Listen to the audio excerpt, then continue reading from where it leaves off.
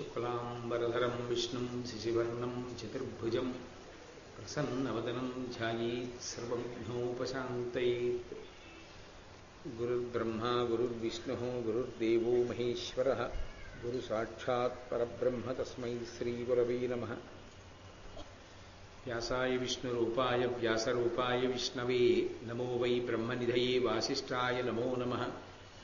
కూజంతం రామ రామీతి మధురం మధురాక్షరం ఆరుహ్య కవితాశాఖాం వందే వాల్మీకికోకిలం.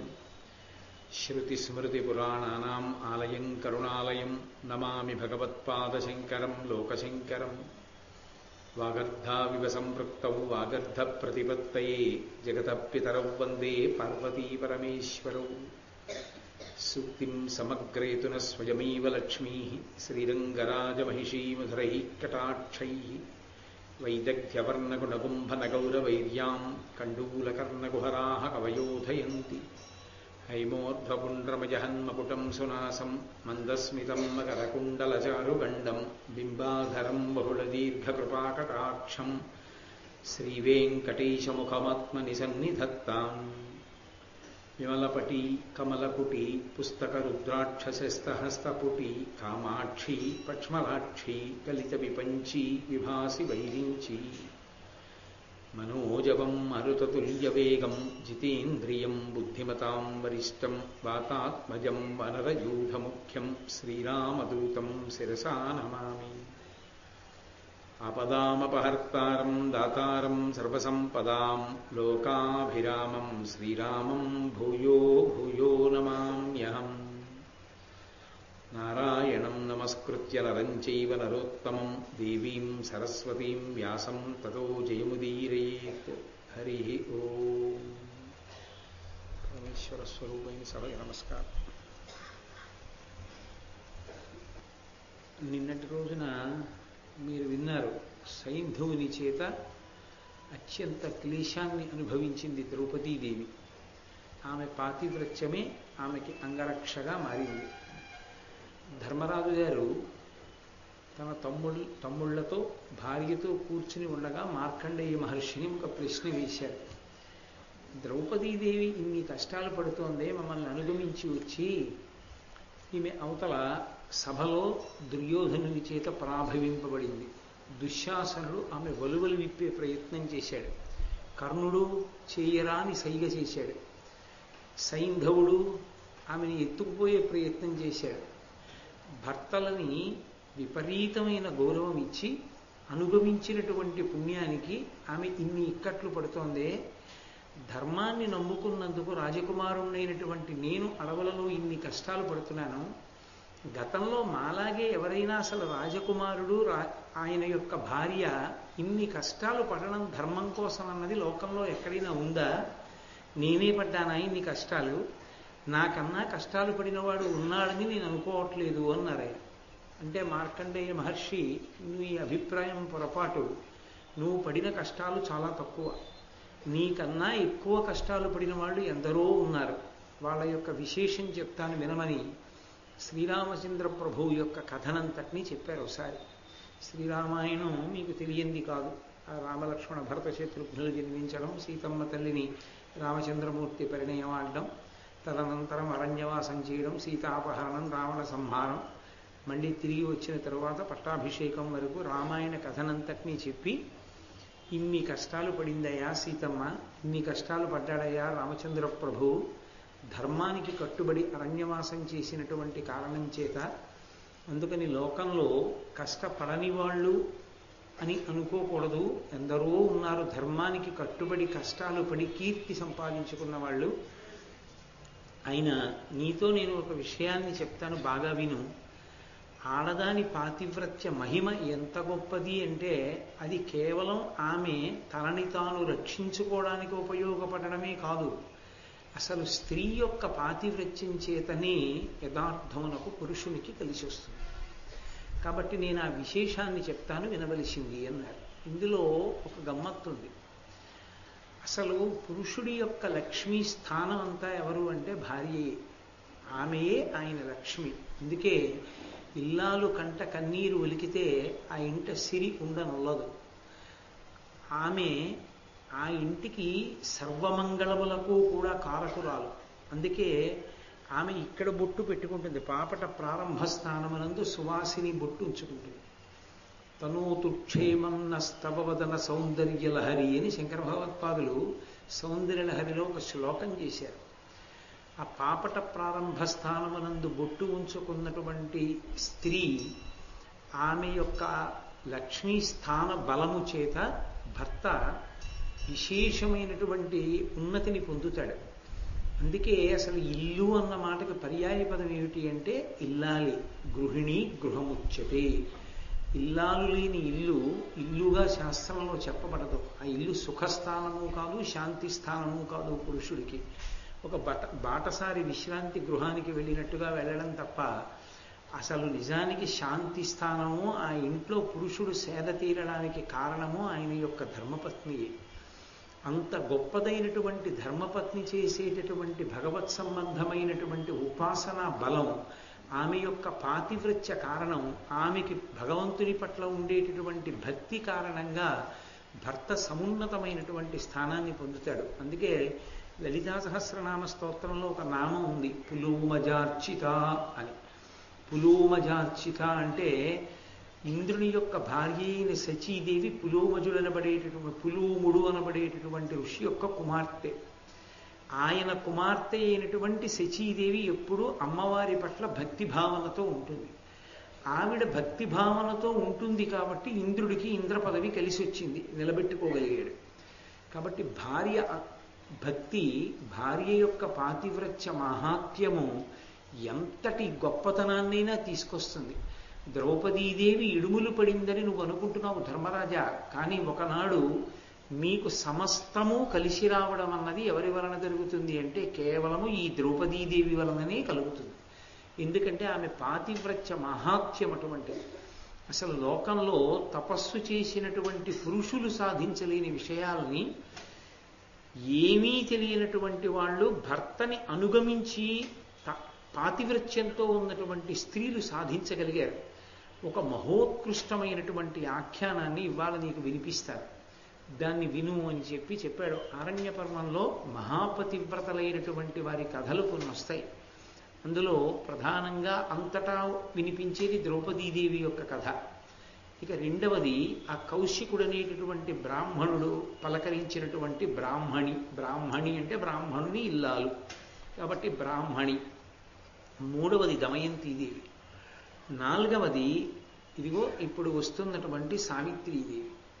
వీళ్ళు నలుగురు కూడా మహాపతివ్రతలు. వాళ్ళ గురించి వినడమే చాలు. మళ్ళీ ఇందులో అసలు సావిత్రీదేవి యొక్క జీవితం, ఆవిడ యొక్క విశేషం అత్యద్భుతం. బహుశా అలా సాధించినటువంటి వ్యక్తి భారతీయ వాంగ్మయంలో ఇంకొకరు కనపడరు. ఆమెయే సాటి. ఆమెతో పోల్చి చెప్పడానికి ఇంకొకరు ఆ స్థానంలో లేరు. అలా ఉండడం సాధ్యం కాదు కూడా. అది ఆవిడికే అటువంటి అనితర సాధ్యమైన ప్రజ్ఞ కలిగింది. కేవలం వివాహమైన తర్వాత కాదు, వివాహ పూర్వము నుండి ఆమెకి అటువంటి ధృతి ఉంది శాస్త్రం మీద. ఆ ఉపాఖ్యానాన్ని చెప్తున్నాను విను అని ఆయన చెప్పడం ప్రారంభం చేశాడు. కలడు మద్రీషుండు ఘనుడశ్వపతియను ధరణీషుండు అతడు సంతానకాంక్షనెంతయు ధృతి 18 ఏడులు సావిత్రి కొల్చే అజ్జన విభునకు అద్దేవి ప్రత్యక్షమై వరమడుగుమునావుడు అతడు వినమ్రుడుగుచు ఆత్మజుగోరెదననవుడు కన్య పుట్టు నీ కనియ నా భువనమాత అనుడు దేవి భవత్కృప అస్మదీయ వాంఛితము సఫలంబుగా వలదే అని నృపోత్తముండు విన్నవించే అయ్యోగమూర్తి గాఢ కారుణ్య వికచ హృత్కమలయగుచు. ఒకానొక కాలంలో మద్రదేశాన్ని పరిపాలిస్తూ ఉండేవాడు అశ్వపతి అనబడేటటువంటి ఒక మహారాజు. ఆయనకి సంతానం లేదు. సంతానం లేని కారణం చేత ఆ మద్రదేశాధిపతి అయినటువంటి అశ్వపతి సావిత్రీదేవి గురించి తపస్సు చేశాడు. సావిత్రి బ్రహ్మశక్తి, సవితృమండలాంతర్వర్తి. ఆమె కాంతి స్వరూపిణి. ఆ సావిత్రియే గాయత్రి. ఆమెని మంత్రపురస్సరంగా ఆ లోపల బాగా జపం చేస్తే ఆవిడయే గాయత్రిగా భాషిస్తుంది. బుద్ధి ప్రచోదనాన్ని చెయ్యగలిగినటువంటి దేవతా స్వరూపం. మహోత్కృష్టమైనటువంటి స్వరూపం. ఇటువంటి స్వరూపం కాదు. అటువంటి సావిత్రీదేవి గురించి ఆయన ఉపాసన చేశాడు, తపస్సు చేశాడు, 18 సంవత్సరములు చేశాడు.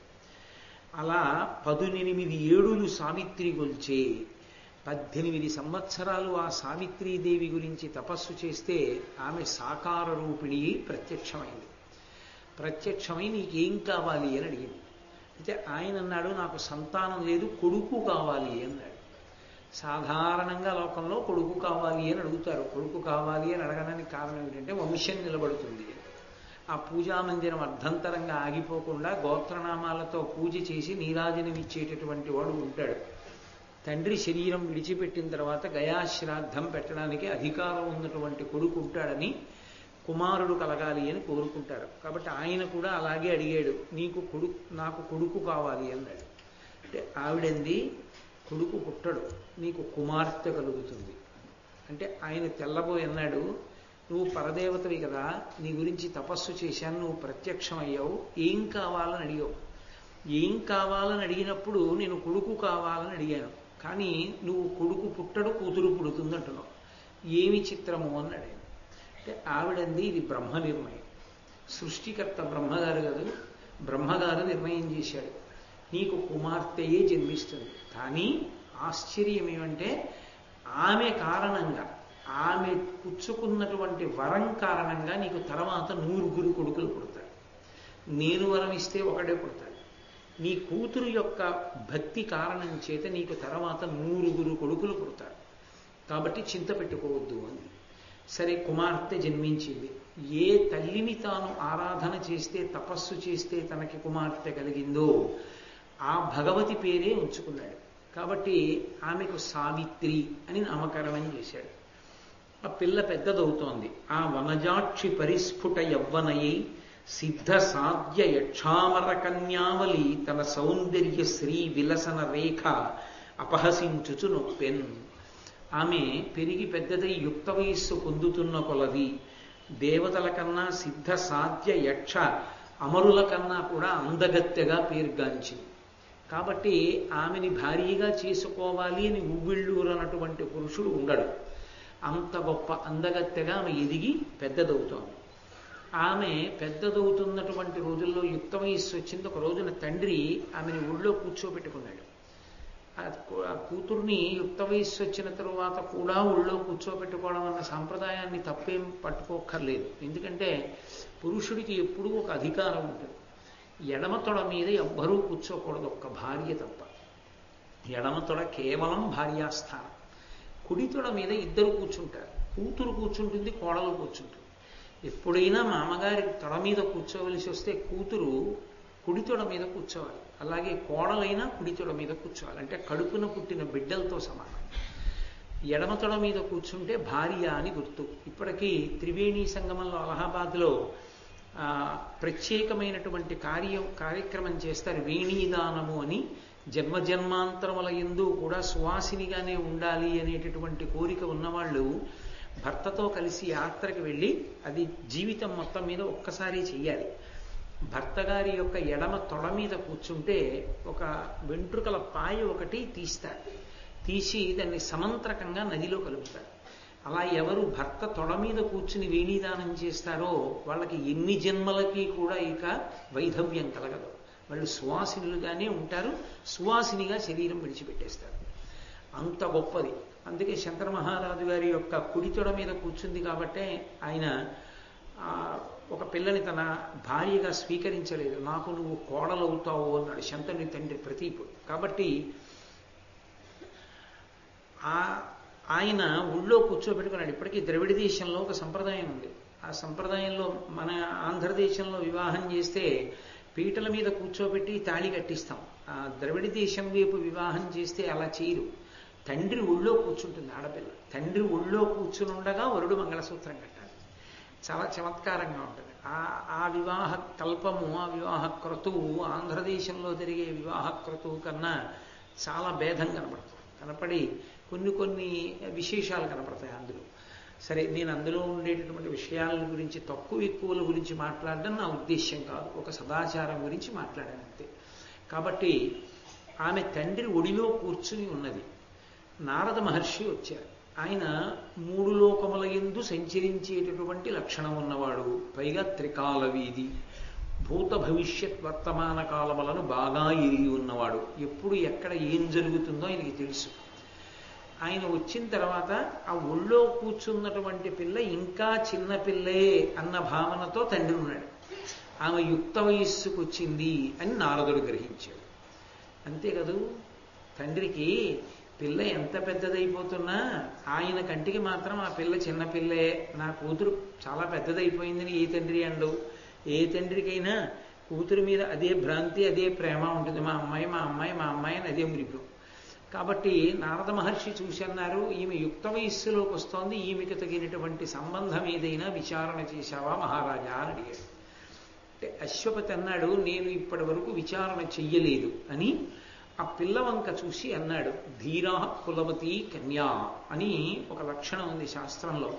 మహాపండితురాలైనటువంటిది, శాస్త్రములు ఎరిగినటువంటిది, మంచి అనుష్ఠాన బలం ఉన్నటువంటి ఆడపిల్ల, ఆమెకి భర్తని ఎంచుకునే అధికారం ఉంటుంది. అందుకే లోకంలో 2 తెరగులు ఉంటాయి. ఆడపిల్ల జీవితాన్ని 2 కింద విభాగం చేస్తారు. ఒకటి వివాహ పూర్వము, ఒకటి వివాహానంతరము.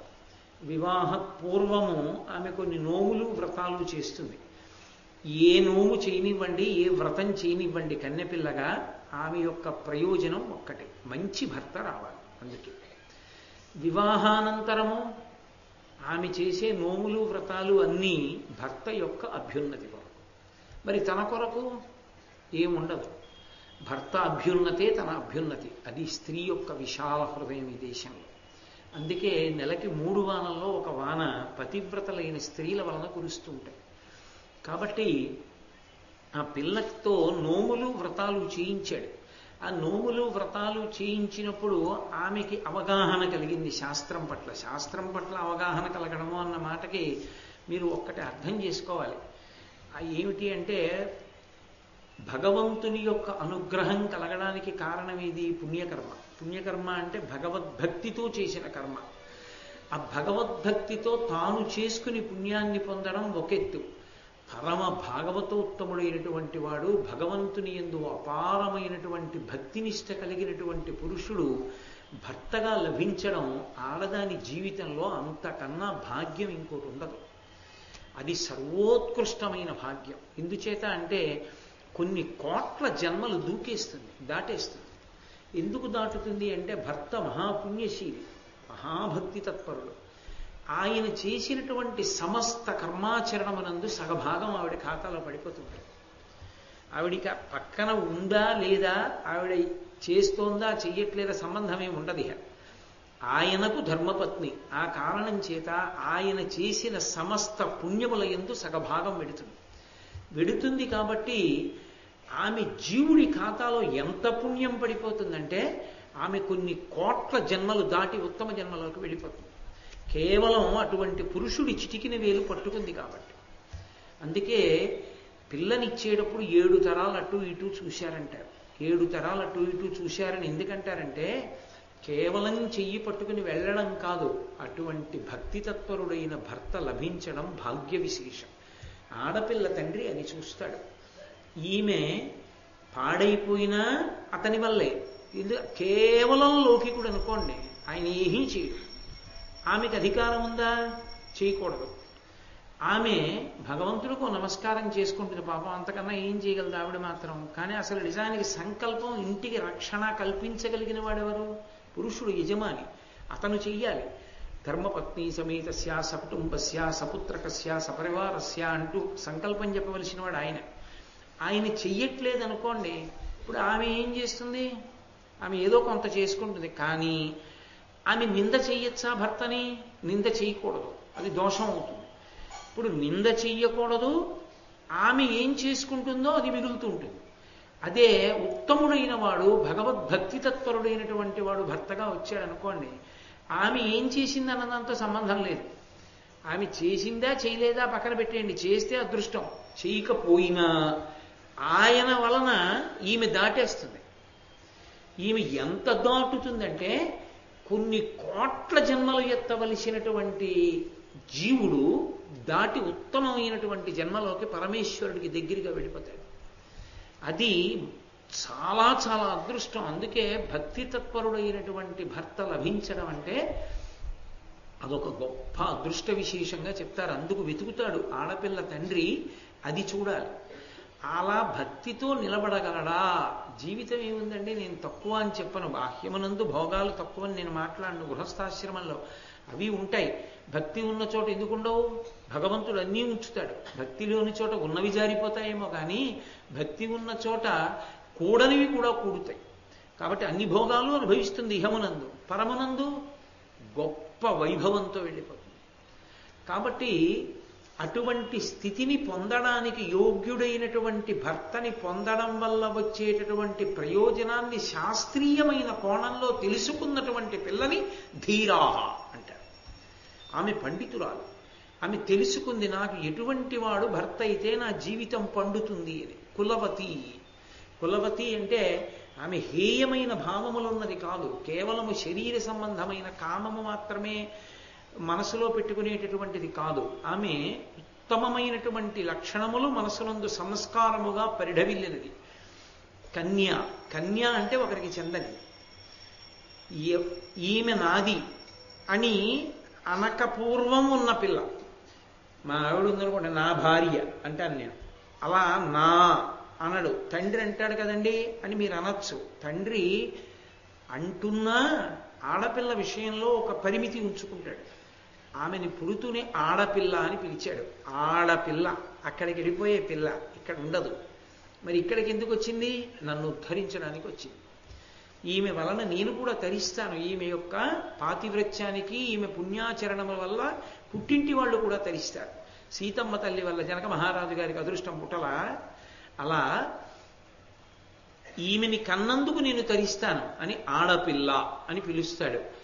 ఆడపిల్ల విషయంలో తండ్రిది పరిమితి, కొన్నాళ్లే తనది, జీవితాంతము తన కూతురుగా ఉంటుంది. చతుర్థి విభక్తి వెయ్యడు కాబట్టి. కానీ ప్రధానం ధరింపచేసేవాడు భర్త ఒక్కడే. అందుకే భర్త ఇచ్చేది అమితము అంది ద్రౌపదీదేవి. ఆయన ఇచ్చింది ఇవ్వడం ఎవరికి సాధ్యం కాదు. ఇంకా ఆయన ఒక్కడే అలా ఇవ్వగలరు. అటువంటి భర్త వైభవాన్ని తెలుసుకుని ఉన్న పిల్లని కన్యా అని పిలుస్తారు. ఆయనకి చెందాలి, అటువంటి వాడికి చెందాలన్న భావనతో ఉంటుంది పాండిత్యము చేత.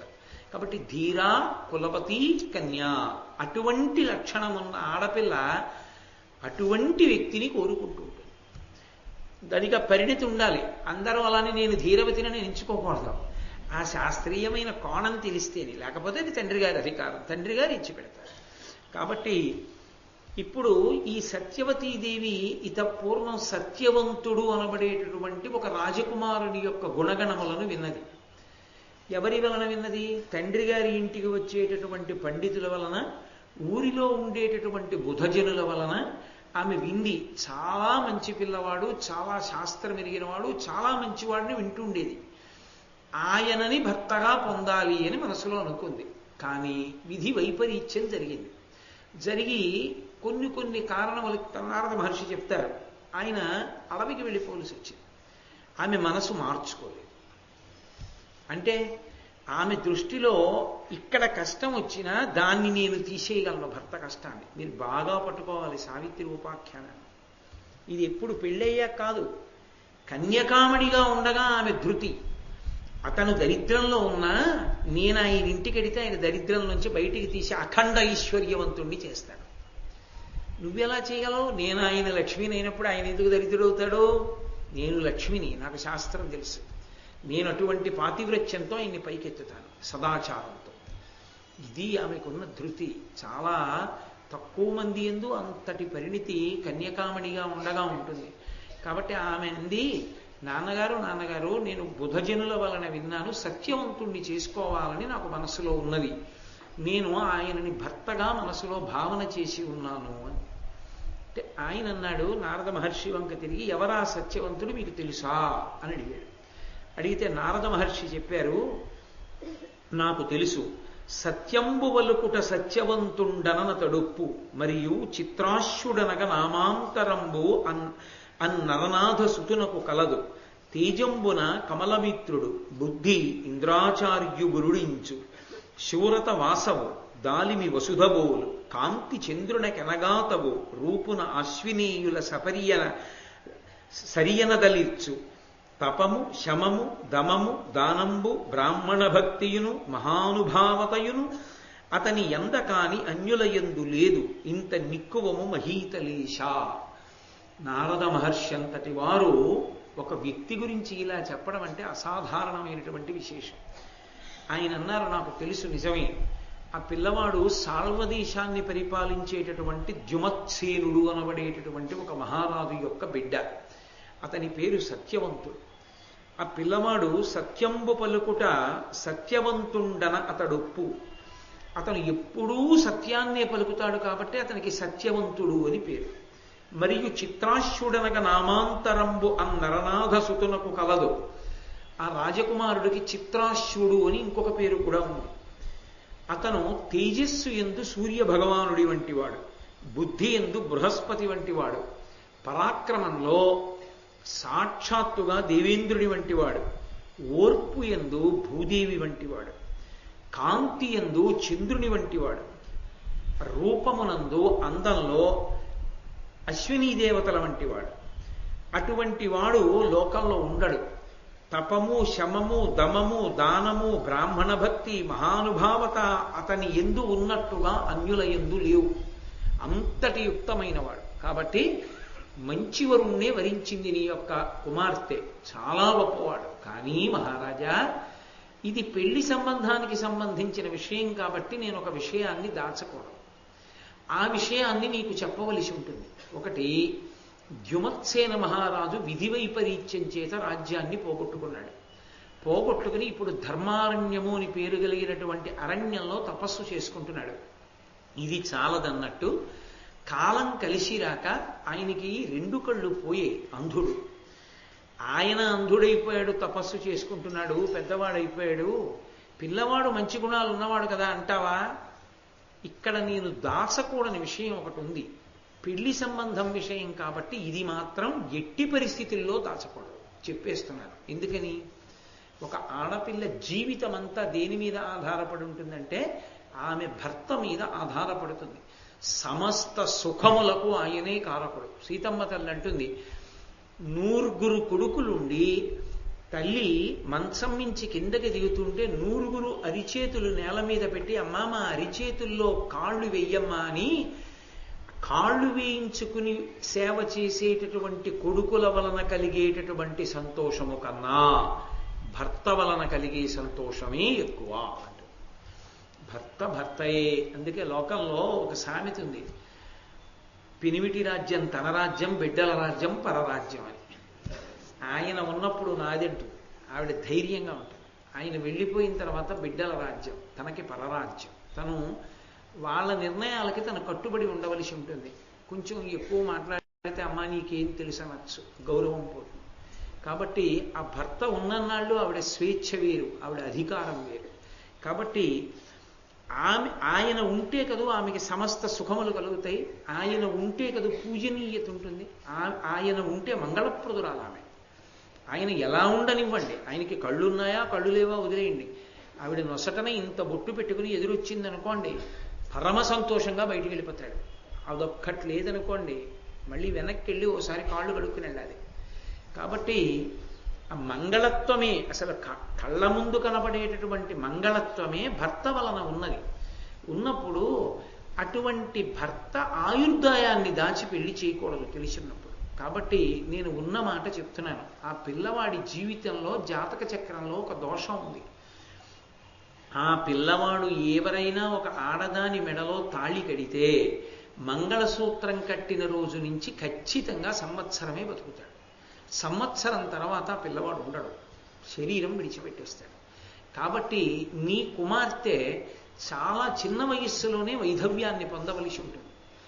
కాబట్టి ఆలోచించుకోమను అన్నాడు. సాధారణంగా నారద మహర్షి లాంటి వాడు చెప్తున్నాడు, ఎవరో మామూలు పండితుడు చెప్పిన మాట కాదది. త్రికాలవేది ఈ మాట చెప్పిన తర్వాత ఏ ఆడపిల్ల నేను ఆయన్ని పెళ్లి చేసుకుంటాను అందం. కానీ అది ఆమె గొప్పతనం. ఆమె గొప్పతనం ఎక్కడుందంటే ఆమె ఎంత ఎంత పాండిత్యము ఎంత శాస్త్రబలము ఉన్నటువంటి తల్లి. సావిత్రీదేవి యొక్క అనుగ్రహంతో పుట్టిన తల్లి. ఆమెకి ఎంత నమ్మకం అంటే, నేను పాతివ్రత్యమునందుండగా నా భర్త శరీరాన్ని పట్టుకెళ్ళడం ఎవరికి సాధ్యం? ఎవరు తీసుకెళ్ళగలరు నా భర్తని? యముడు కూడా తీసుకెళ్ళలేడు. కాబట్టి నేను బతికించుకుంటాను నా పాతివ్రత్యంతో. ఆ మాట నా తల్లి పార్వతీదేవి అంది ఒకప్పుడు.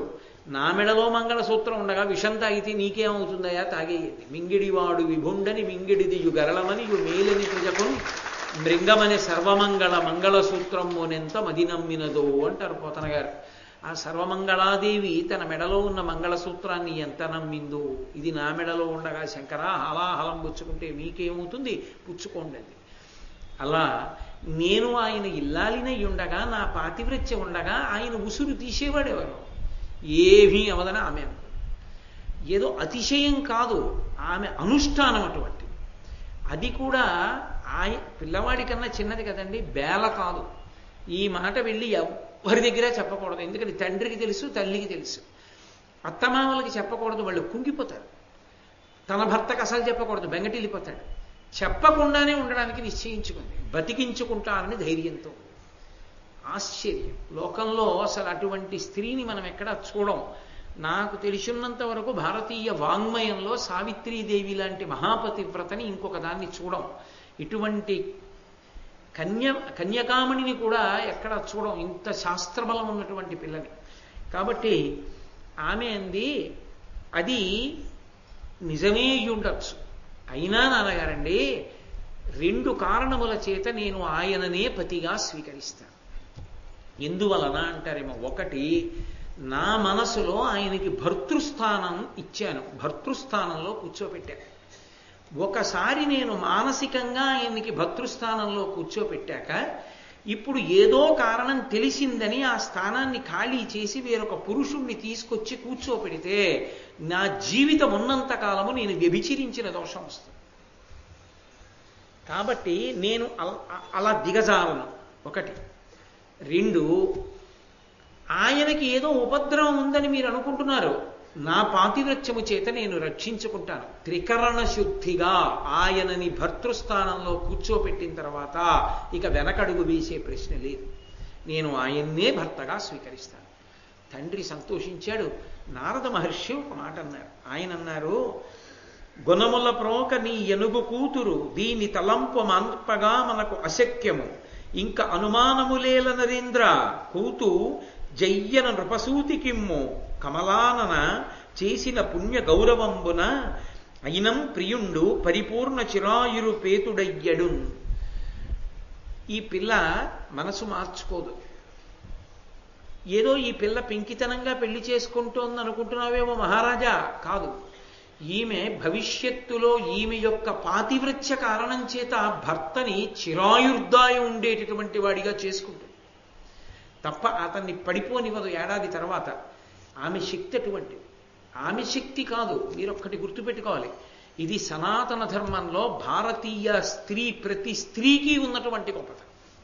నా దృష్టిలో ఈ సభలో ఉన్న ప్రతి సువాసిని యందు నేను సావిత్రీదేవినే చూస్తాను. అందరూ పతివ్రతలు. ఎవరు భర్త యందు ప్రేమ లేనివారు? అది ఈ దేశానికి ఉన్న సొత్తు ఇది. కాబట్టి అసలు నిజానికి పురుషుడు బ్రతుకుతున్నాడు, పురుషుడికి గండం పోతోందంటే ఆడదాని వల్లే కదా. లేచి మంగళసూత్రం కళ్ళకు అద్దుకుంటుంది కాబట్టే బతుకుతున్నాడు.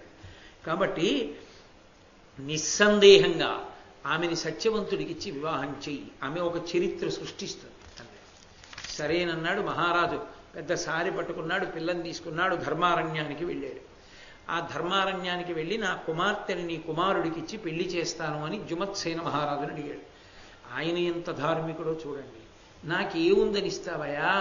కుసుమ కోమలి, పువ్వులాంటి పిల్ల, యుక్త వయస్సులో ఉంది, మహాసౌందర్య రాశి, ఎన్నో చదువుకుంది, ఎన్నో నోములు పట్టింది, ఎన్నో వ్రతాలు చేసింది. ఎందుకయ్యా నా కొడుక్కిస్తావు? నాకా కళ్ళు లేవు, రాజ్యమా పోయింది, అడవి పట్టుకు తిరుగుతున్నా, చిన్న పర్ణశాల వేసుకున్నాను. నా కొడుక సుగుణాభిరాముడు, కానీ పాపం రాజ్యం లేదు, యువరాజుగా ఉండవలసిన వాడు ఇదిగో నన్ను వాళ్ళ అమ్మని పోషిస్తున్నాడు. అరణ్యంలోకి వెళ్ళి దర్భలు తీసుకొస్తాడు, పళ్ళు తీసుకొస్తాడు, కాయలు తీసుకొస్తాడు. వాడికి నీ కుమార్తెనిస్తే ఏం సుఖపడుతుంది ఆ పిల్ల? ఆడపిల్ల సుఖపడద్దు పెళ్లి చేసినప్పుడు. కాబట్టి నా మాట విను, వేరొకరికి ఇచ్చి పెళ్లి చెయ్యి. ఆయన ఎంత ధార్మికుడో చూడండి. అంటే ఈ అశ్వపతి అన్నాడు, కాదు కాదు, నా కుమార్తె నీ కుమారుణ్ణే వివాహం చేసుకోవాలనుకుంటోంది. అయినా నీ కుమారుడి కన్నా మంచి వరుడు, నీకన్నా మంచి వియ్యంకుడు నాకు ఎక్కడ లభిస్తాడు, కాబట్టి నీ కుమారుడికే ఇచ్చి వివాహం చేస్తానన్నాడు. అయితే నువ్వు అంత మనస్ఫూర్తిగా చేస్తానంటే తప్పకుండా చేస్తానని సుముహూర్తం నిర్ణయం చేశారు. వివాహం అయిపోయింది. తల్లికి తండ్రికి తెలుసు, వెళ్ళిపోయారు. ఆ పిల్ల మీద విశ్వాసంతో వెళ్ళిపోయారు. ఇప్పుడు ఈ పిల్ల ఆయనతో సంసారం చేస్తోంది, వైవాహిక జీవితం గడుపుతోంది, కాలం గడిచిపోతోంది. ఒక్కొక్క రోజు దొర్లిపోతోంది. ఇక 4 రోజులే వచ్చాయి. 361 రోజులు అయిపోయాయి.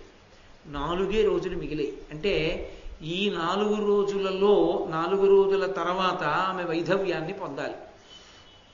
కాబట్టి ఆమె వ్రతాన్ని స్వీకరించింది. మామగారికి భర్తకి చెప్పి వాళ్ళకి నమస్కారం చేసి, అయ్యా నేను 3 రోజుల పాటు వ్రతాన్ని తీసుకుంటున్నాను, త్రిరాత్ర వ్రతము అని వ్రతం. ఇది 3 రోజుల పాటు నేను ఉపవాసం చేస్తాను. ఉపవాసం చేసి భగవంతుణ్ణి అర్చన చేస్తాను. అర్చన చేస్తూ నేను దీక్షగా ఉంటాను అని భర్త అనుమతించాడు. ఎందుకో చేసుకుంటోంది అనుకున్నాడు. పాప ఆయనకి తెలియదు తన శరీరం పడిపోయే సమయం వచ్చేసిందని, మామగారికి తెలియదు తన కొడుకు పడిపోతాడని. కాబట్టి ఆశీర్వదించారు. అందులో ఒక ధర్మశాస్త్రం ఉంటుంది. ఏదైనా నోము వ్రతం చేసేటప్పుడు పరిపూర్ణమైన ఫలితం కలగాలి అంటే భర్తకి నమస్కరించి కూర్చోవాలి. అన్నీ ఆయనేగా తెచ్చేది సంబారాలు. అన్ని సంబారాలు తెచ్చినా ఆయన గురువు, ఆయన ఈశ్వరుడు. కాబట్టి పీట మీద కూర్చునే ముందు ఒక్కసారి భర్తకి నమస్కరించాలి. నమస్కరించి, ఏమండి నేను ఈ వ్రతం చేసుకుంటున్నాను, మీరు అనుమతించండి అని పీటల మీద కూర్చోవాలి. శ్రావణ శుక్రవారం వరలక్ష్మీ వ్రతం చేస్తున్నారనుకోండి, వరలక్ష్మీ వ్రతం చేసుకుంటోంది భార్య అని భర్తకి తెలుసు. ఆయనే రూపు అన్నీ తీసుకొచ్చినవాడు. కానీ మర్యాద ఏమిటంటే ఆయనకి నమస్కరించి కూర్చోవాలి. అలా కూర్చుంటే ఏమవుతుంది అంటే ఆ వ్రతం పరిపూర్ణం అవుతుంది. ఎందుచేత అంటే గురువు యొక్క అనుగ్రహం చేత. ఎవరు గురువు? భర్తయే. యోమే భర్త సమే గురువు. ఆ భర్త గురువైనటువంటి కారణం చేత వెంటనే ఆ వ్రతం సిద్ధిస్తుంది, పరిపూర్ణమవుతుంది. కాబట్టి ఆ భర్తకి నమస్కారం చేసి కూర్చోవడం అనేటటువంటిది ఉండవలసినటువంటి లక్షణం. కాబట్టి ఆ తల్లి అలా భర్తగారి అనుమతి తీసుకుంది, మామగారి అనుమతి తీసుకుంది, త్రిరాత్ర వ్రతం చేసింది. చేస్తే 3 రాత్రులు అయిపోయి 4వ రోజు వచ్చేసింది. వచ్చేస్తే మామగారు పరమ ప్రేమైకమూర్తి. మామగారంటే అలాగే ఉండాలి అని శాస్త్రం. మామగారు ఎప్పుడూ కూడా కోడలు సుఖపడాలి, కోడలు సుఖపడాలి, కోడలు సుఖపడాలని వెంపర్లాడతాట. తండ్రి కూడా అంత వెంపర్లాడడు అని. మామగారు అంత వెంపర్లాడతాడని. ఎందుకు అంటే ఒక్క కారణానికి అంత వెంపర్లాడతాట. ఎక్కడో పుట్టిన పిల్ల నా కొడుకుని నమ్ముకుని వచ్చేసింది మా ఇంటికి. ఇంటి పేరు వదిలేసింది, గోత్రం వదిలేసింది, వంశం వదిలేసింది. మృత్యు సదృశమైనటువంటి ఖేదాన్ని పొంది నా వంశాన్ని పెంచింది, నాకు మనవల్ని ఇచ్చింది, నన్ను తాతని చేసింది, నా వంశం నిలబడింది. కాబట్టి ఆ పిల్ల సుఖపడాలి అని ఎంత తాపత్రయపడుతూ ఉంటాడో మనసులో. బహుశా మా అమ్మగారు అయిన తర్వాత తెలుస్తూ ఉంటుందేమో పురుషుడు కల. కాబట్టి అలా తాపత్రయపడే మామగారు శరీరాన్ని విడిచిపెట్టేస్తే ఆడది గొప్ప దురదృష్టాన్ని పొందినట్టు. ఆడదాని జీవితంలో ఏడవవలసిన రోజు ఏమైనా ఉందా అంటే ఒక్కరోజు ఉంది అంది శాస్త్రం. ఇంకొకటి అమంగళకరమైన మాట చెప్పకూడదు. ఆడది ఇంకొక కారణానికి ఏడవాలని చెప్పకూడదు. ఒక్కదానికి మాత్రం ఏడుస్తుందని చెప్పాలి. ఎందుకంటే మామగారు పెద్దవాడు, వెళ్ళిపోవద్దు, తన భర్తేగా చెయ్యాలి, కొడుకు చేతిలో చేయబడాలి అంత్యేష్టి సంస్కారం. మామగారు వెళ్ళిపోతాడు. మామగారు వెళ్ళిపోయిన రోజున మాత్రం కోడలు ఏడుస్తుంది తప్పకుండా. ఎందుకు ఏడుస్తుంది అంటే నాకు ఇక ఇలాంటి వ్యక్తి ఈ జన్మకి లేడు ఇక భూమి మీద. అంత గొప్పతనం మామగారంటే. అంత గొప్పతనం మామగారంటే అంటే ఏదో నోటి మాటగా కాదు, మామగారంటే అలా ఉండాలి. కోడలు సుఖపడడాన్ని మామగారు అంత కోరుకోవాలి ప్రయత్నపూర్వకంగా. అలా కోరుకున్నవాడెవరో, అలా ఉన్నవాడెవరో ఆయన మామగా శ్లాఘింపబడతాడు.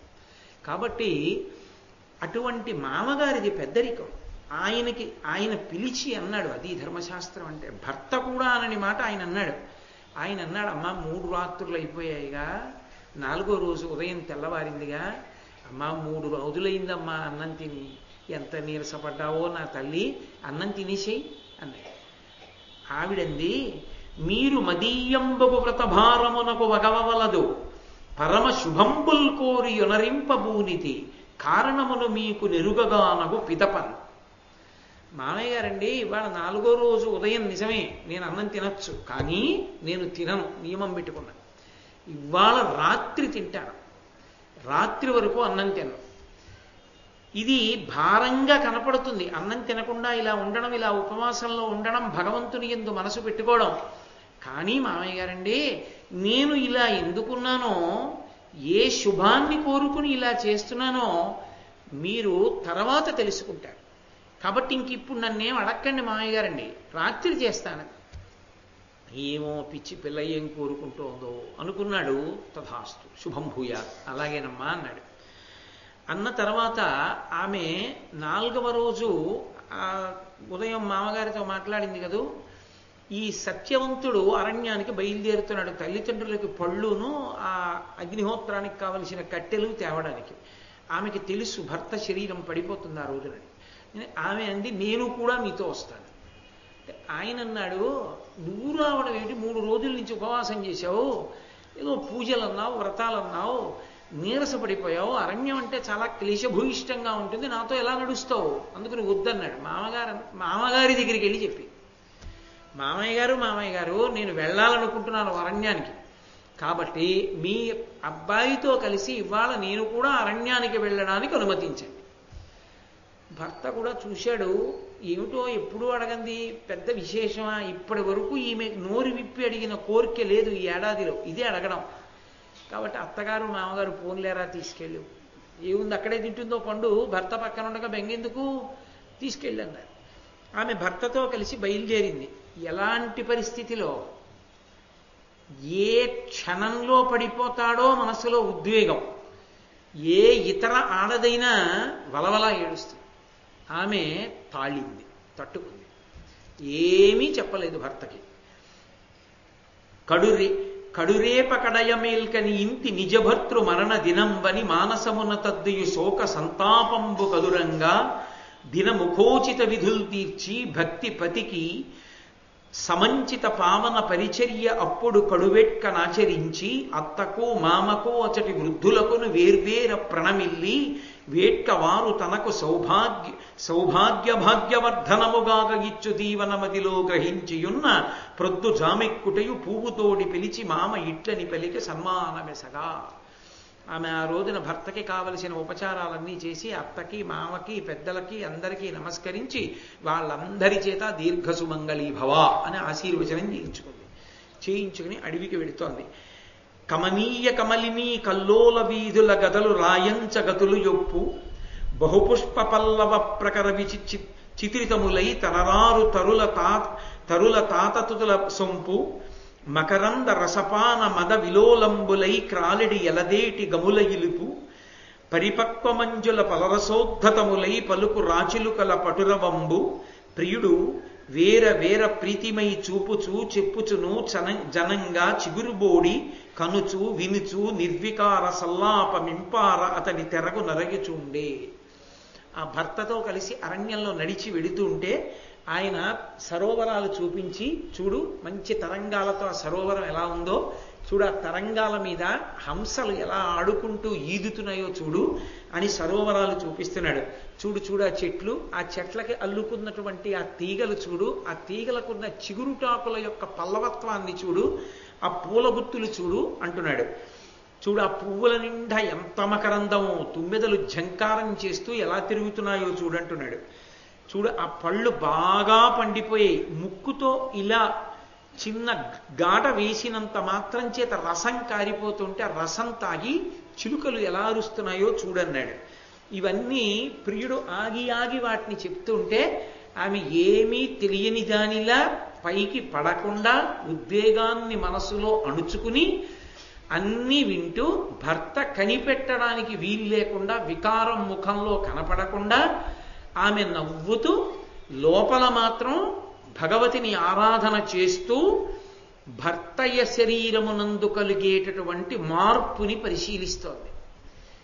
అకస్మాత్తుగా ఏదో మార్పు వస్తుంది శరీరంలో, 4వ రోజు కదా అని. అతనికి ఏం తెలుసు? సంతోషంగా చెప్తున్నాడు, వెడుతున్నాడు. ఒక పెద్ద చెట్టు దగ్గరికి వెళ్ళాడు. వెళ్ళిన తరువాత ఆ చెట్టు దగ్గర గొడ్డలి తీసి, నేను ఈ ఎండిపోయిన కొమ్మ నరికి పుల్లలు చేస్తాను, ఇంట్లో అగ్నిహోత్రంలోకి పనికొస్తాయని అతను ఆ కొమ్మ నరుకుతున్నాడు. గొడ్డలి పెట్టి నరుకుతూ ఆ గొడ్డలిలోకి ఒక కొమ్మని ఇమడుస్తున్నాడు. ఇక నరకాలి. అకస్మాత్తుగా వడలు వశంబు కాదు భ్రమనొందిన ఎట్లు మనంబు తూలిడిన్ కడగి శిరంబు శూల విశిఖ ప్రకరంబున ఉంచిన దట్టి దయ్యడు నిలువంగ ఓప ఒక ఇంచుకసేపు శ్రమంబు తీర ఈయడ చెయ్యనింతూ నావుడు సితేక్షణ మెత్తని సంభ్రమంబుతో. అకస్మాత్తుగా గొడ్డలి పెట్టి కొడుతున్నవాడు అన్నాడు, అసలు నాకు ఒళ్ళు ఏమిటో స్వాధీనంలో లేదు, నా ఒళ్ళు అవయవాలన్నీ పట్టు తప్పిపోయాయి, ఏమిటో భ్రమని పొంది మనసు ఆలోచన అంతా పోయింది. ఒక్కసారి పోయి ఏమిటో ఉద్వేగాన్ని పొందుతోంది. తూలిపోతున్నాడు శరీరం. తలని ఒక్కసారి శూలాలు పెట్టి అనేక బాణాలు పెట్టి అన్ని వైపుల నుంచి పొడి చేస్తే ఎంత బాధ వస్తుందో అంత బాధ వస్తోంది. అసలు నేను నిలబడలేకపోతున్నాను. నాకు ఎందుకు వచ్చింది ఇంత శ్రమ? అకస్మాత్తుగా ఒక్క క్షణం పడుకుంటాను అని ఆ గొడ్డలి పడేసి అతను గబగబా నేల మీద పడుకుంటున్నాడు. భర్త తల భూమికి తగులుతుందని ఆమె వెంటనే క్రింద కూర్చుని తన తొడ మీద భర్త యొక్క తల ఉంచుకుని ఆయన్ని సేద తీరుస్తోంది. ఆమెకి తెలుసు ఆయన మృత్యువాత పడుతున్నాడు అని.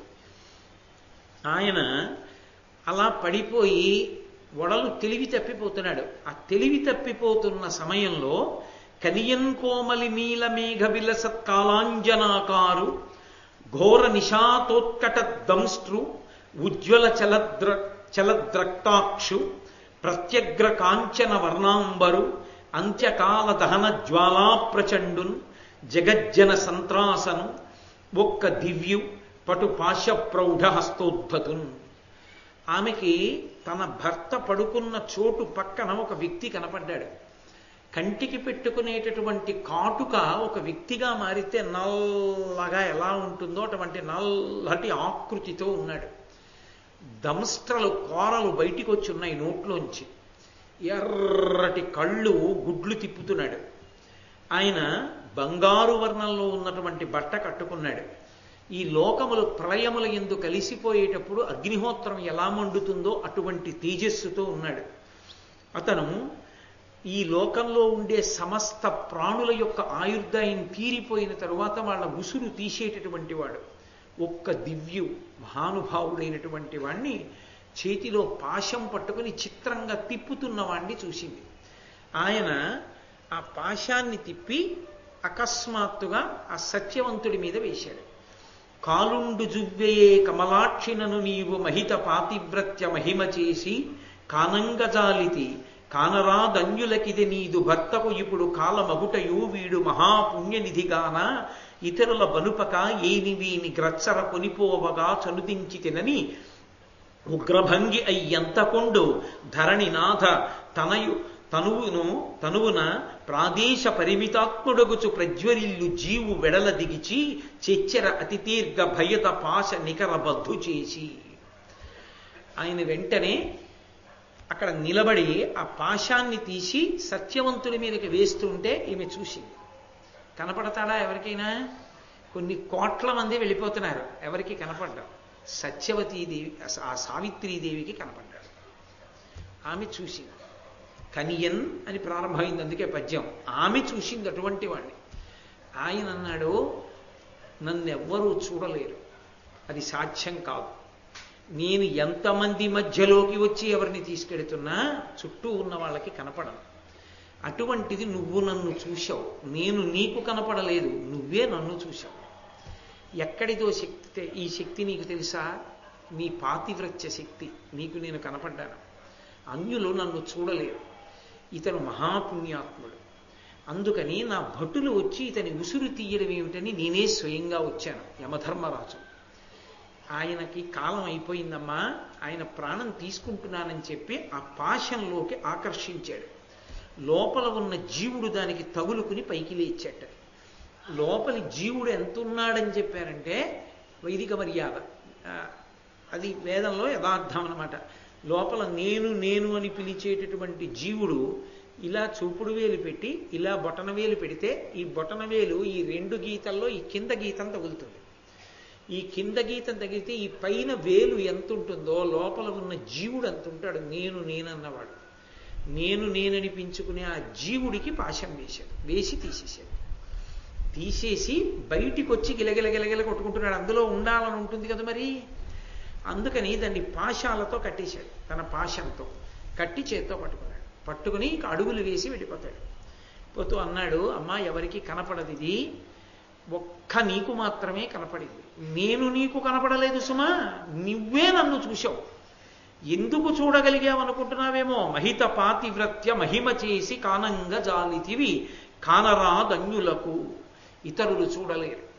మహాపతివ్రతవు కనుక నీకు నేను కనపడకుండా ఉండడం సాధ్యం కాదు, నన్ను చూశావు. ఎందుచేత అంటే మీరు ఇక్కడ ఒక గొప్ప అనుష్ఠాన రహస్యాన్ని తెలుసుకోవాలి. ఒక్కొక్కరికి అనుష్ఠాన బలం ఉన్నటువంటి వారికి దేవతలు కానీ మనుష్యలోకానికి సంబంధించినటువంటి వాళ్ళు తిరుగుతుంటే వాళ్ళకి కనపడతారు, వాళ్ళు చూస్తారు. వాళ్ళు వచ్చారు వెళ్ళారు అని చెప్తారు. నేను మీతో తరచుగా ప్రస్తావన చేస్తుంటా. అంతటి శక్తిని పొందుతారు మహానుభావులు. శృంగగిరి పీఠాధిపత్యం వహించారు ఉగ్ర నరసింహభారతి అనేవారు ఆయన్ని. ఆయన పేరు నృసింహభారతి. ఆ నృసింహభారతి స్వామి వారు ఎంత గొప్ప స్థితికి వెళ్ళిపోయారంటే ఆయన మంత్రశక్తి ఎంత ఫలించిపోయిందంటే ఆయన యందు, ఆయన వడ్లు తీసుకొచ్చి పీఠం మీద వేసుకుని దాని మీద బట్ట వేసి దాని మీద కూర్చుని ఆయన కళ్ళు మూసుకున్న 2 నిమిషాలకి పట పట పట పట శబ్దాలతో వడ్లు పేలాలైపోయి పొగొచ్చి అందులోంచి చూసిన వాళ్ళు తెల్లపోయేవారు. మంత్రసిద్ధి పొందారు అని చెప్పడానికి గుర్తుల్లో అదొకటి. వడ్లు మీద కూర్చుంటే పేలాలు వస్తాయి. కాబట్టి అంతటి మంత్రసిద్ధి పొందిన మహానుభావుడు. ఆయనకి దేవతలు కనపడుతుండేవారు, ఇతర ప్రాణులు కనపడుతుండేవారు, ఆయన మాట్లాడుతుండేవారు కూడా. పరమాచార్యకి కనపడుతుండేవారు. పరమాచార్య ఒక శిథిల దేవాలయంలో ఉండగా ఒకనకొకప్పుడు అకస్మాత్తుగా సత్యదండం పట్టుకుని పైకి లేచి దండ విన్యాసం చేసి నేల మీద పడి నమస్కారం చేశారు 3 మాటలు. లేచి నిలబడి స్తోత్రం చేశారు. అర్థం కాలేదు ఎవరికి. ఎవరు వచ్చారని అడిగారు. స్వామి హనుమ వచ్చి వెళ్ళారని చెప్పారు. ఆయనకి తెలుసు ఆయన చూడగలరు, మనం కూడా చూడగలం. ఎప్పుడు ఆ అనుష్ఠాన బలం ఉంటే కనపడతాడు. అనుష్ఠాన బలం పోయిందనుకోండి ఆ చూసే శక్తి పోతుంది, అప్పుడు కనపడదు. అంతేగాని నాకు ఎందుకు కనపడినట్టు నక్కకూడదు. నీకు అనుష్ఠాన బలం ఉంటే కదూ. రోగంతో ఉన్నవాడికి 104 జ్వరంతో ఉన్నవాడికి అన్నం ఎలా అరుగుతుంది? వాడికి అరిగించుకునే శక్తి ఉంటే కదూ. నువ్వు అనుష్ఠానం చెయ్యి, విశ్వాసంతో కనపడతారు. అనుష్ఠానం చేయకుండా ఉన్నారా కనపడతారా అంటే నీ మొహం ఎందుకు కనపడతారు? నీకు వాళ్ళకి అదే పని ఏమిటి? నువ్వు అనుమానంతో ఉన్నావని కనపడమే వాళ్ళకి అవసరమా ఏమి? అలా ఏం కనపడరు వాళ్ళు. కాబట్టి అది మహాత్ములకు చెల్లుతుంది అనుష్ఠాన బలం ఉన్న వాళ్ళకి. ఆమెకే అనుష్ఠాన బలం ఉంది? ఆమె పాతివ్రత్యం. ఇంత పాతివ్రత్యం ఎక్కడిది? కన్యగా ఉండగా ఆమెను తెలుసుకున్నటువంటి శాస్త్రముల బలం. ఆమె 1 సంవత్సర కాలంలో పతిని అనుగమించి అంత పాతివ్రత్యాన్ని పొంది నన్ను చూడగలిగావు నువ్వు అని ఆయన అన్నాడు. నన్ను వెంబడించకూడదు, నా వెంట రాకూడదు. కాబట్టి నేను వెళ్ళేటటువంటి పథంలో రాలేరెవ్వరు. అది ఎవరికి సాధ్యమయ్యే విషయం కాదు. కాబట్టి నువ్వు మనసు రాయి చేసుకుని ఇక్కడ ఉండిపో, నేను బయలుదేరుతున్నాను అని ఆయన దక్షిణ దిక్కుగా వడివడిగా అడుగులేసుకుని వెళ్ళిపోతున్నాడు. అది చాలా భయంకరమైన మార్గం, అది అందరూ వెళ్ళేది కాదు. అందుకే ఎప్పుడో శరీరం విడిచిపెట్టిన తర్వాత కొడుకు చేస్తాడని నమ్మడం కన్నా ప్రారంభం ఇంకోటి లేదు. శరీరంతో ఉండగా గోదానం చేసుకున్న వాడెవరో వాడు ఒక్కడే ఆ మార్గంలో ధైర్యంగా వెళ్ళిపోవాలి. కాబట్టి ఆ గోవు ఒక్కటే తీసుకెళ్ళగలదు. ప్రపంచంలో ఇక ఏ ప్రాణికి ఆ శక్తి లేదు. గోవుని కాపాడడం, గోశాలని రక్షించడం, గోశాల బాగా నడవడానికి విరాళం ఇవ్వడం, గోశాలలో గరుకు స్తంభం వేయడం, గోవుని దానం చేయడం, గోవుకి గ్రాసం పెట్టడం, ఇవన్నీ కూడా విశేషోద్ధారకములు, చాలా చాలా గొప్పవి. లోకంలో 4 వర్ణముల వారు తరించడానికి అవకాశం ఇచ్చే ఒకే ఒక్క ప్రాణి గోవు. కాబట్టి ఆయన వెళ్ళిపోతుంటే ఈ సావిత్రి ఎంత ధైర్యం అండి నా తల్లికి, నిజంగా ఆమెకి ఎంత శాస్త్రం తెలుసు. జీవుణ్ణి నేను త్యాగలను మళ్ళీ యమధర్మరాజు గారి దగ్గర నుంచి, అది ఆవిడ ధైర్యం. అందుకు కదు పెళ్లి చేసుకుంది. కానీ ఆ జీవుణ్ణి తెచ్చేటప్పటికి ఈ శరీరం ఉండాలి. ఈ శరీరం లేకపోతే పునఃప్రవేశం చేయడానికి ఈ శరీరం ఉండదు. కాబట్టి జీవుణ్ణి ఇస్తానన్నా పునఃప్రవేశానికి శరీరం లేకపోతే భర్త మళ్ళీ సశరీరుడుగా దొరకడు. కాబట్టి ఆమె ఏమీ తొందరపడలేదు. ఎవరున్నారు? ఎవ్వరు లేరు. కీకారుణ్యం ఒక్క ఆడది. శాస్త్రబలం తెలుసున్న వ్యక్తి కాబట్టి భయపడకుండా భర్త శరీరాన్ని 2 చేతులతో పైకెత్తి క్రూర మృగాలు కానీ ఇతరమైన పక్షులు కానీ తినేయడానికి అవకాశం లేని స్థితిలో ఆ శరీరాన్ని భద్రం చేసేసింది.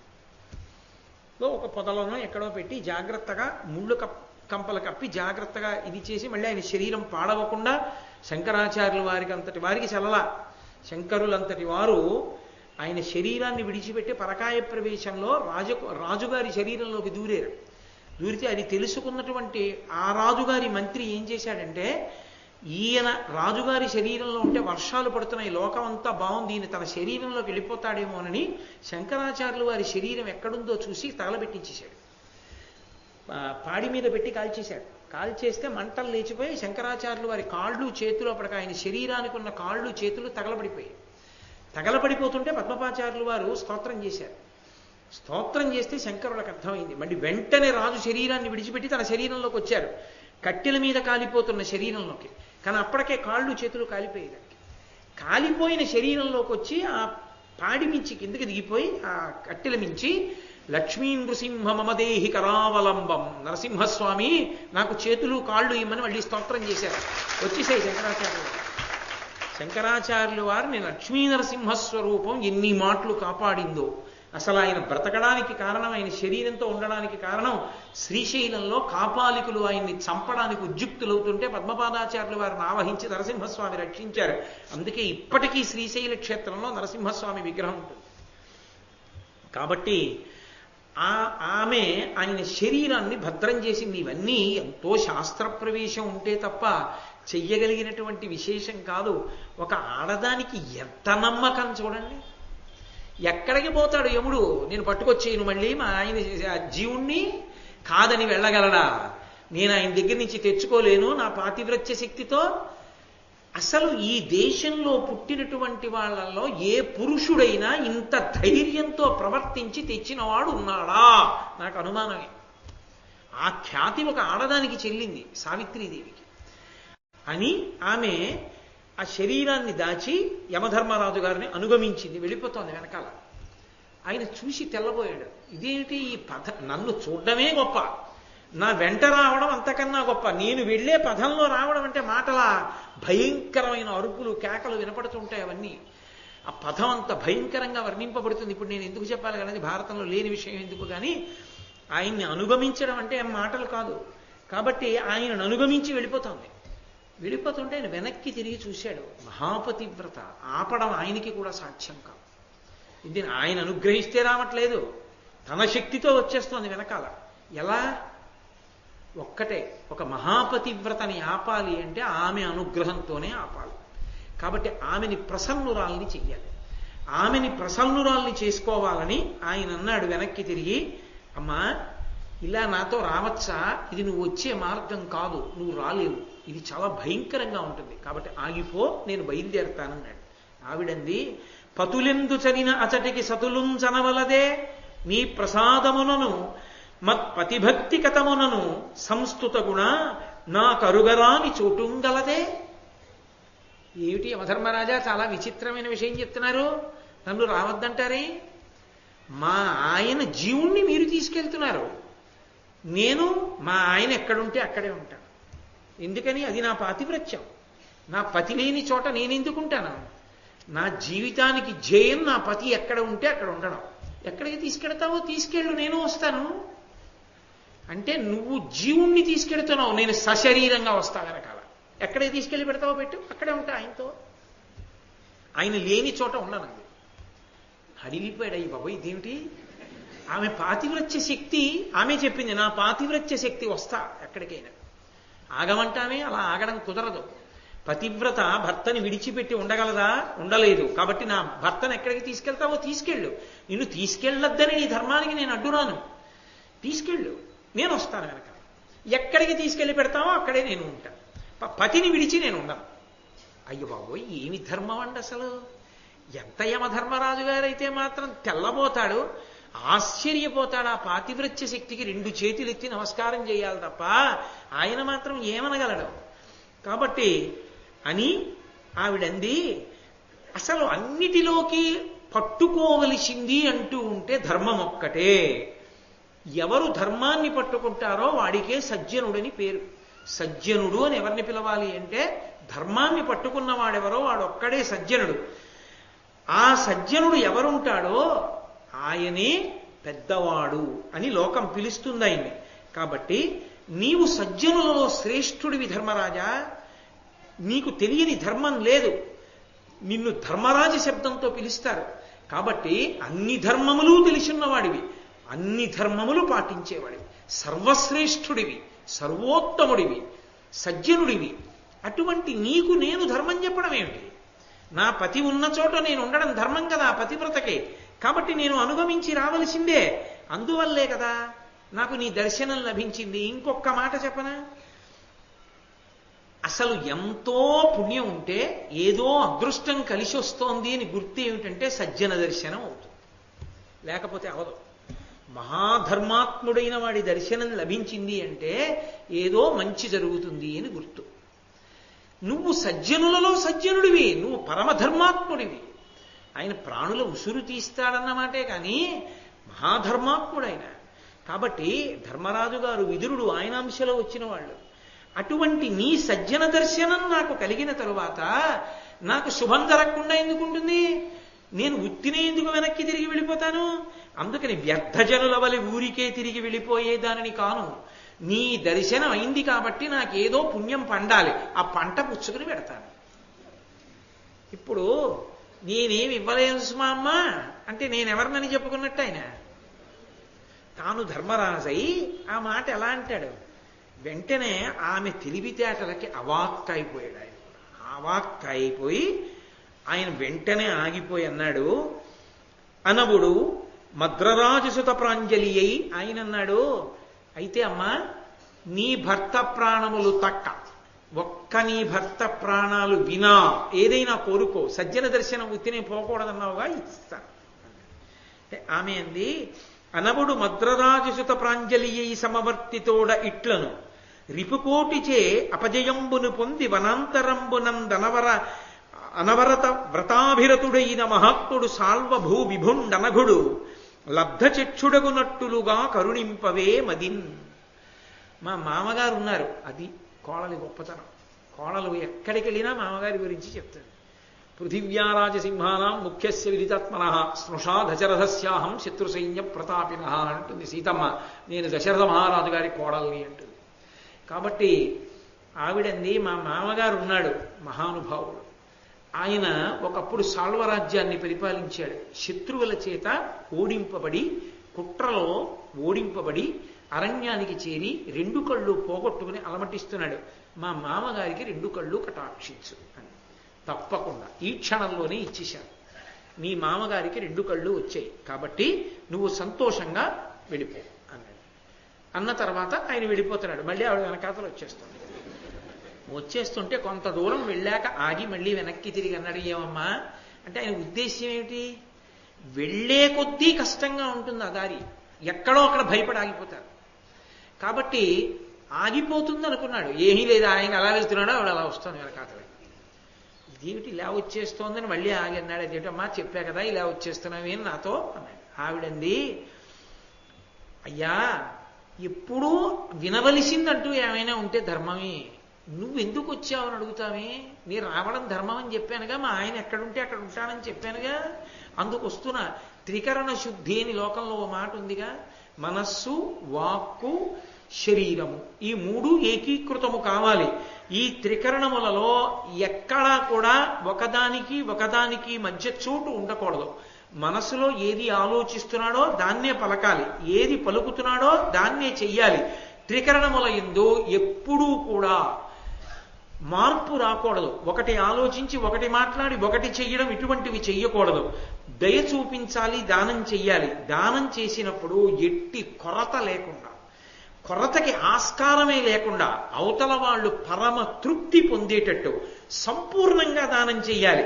ఆశ్రితులను, తనని నమ్ముకున్న వాళ్ళని మనసారా ఆశీర్వదించాలి. ఇస్తే అలా ఇవ్వాలి, అంతేకాని అరకొరగా ఇస్తారటయా ధర్మరాజా అని ఆయన తెల్లబోయి అన్నాడు. అంటే సజ్జన దర్శనం వల్ల పుణ్యం లభిస్తుందండి, అయితే కోరుకో అన్నాను.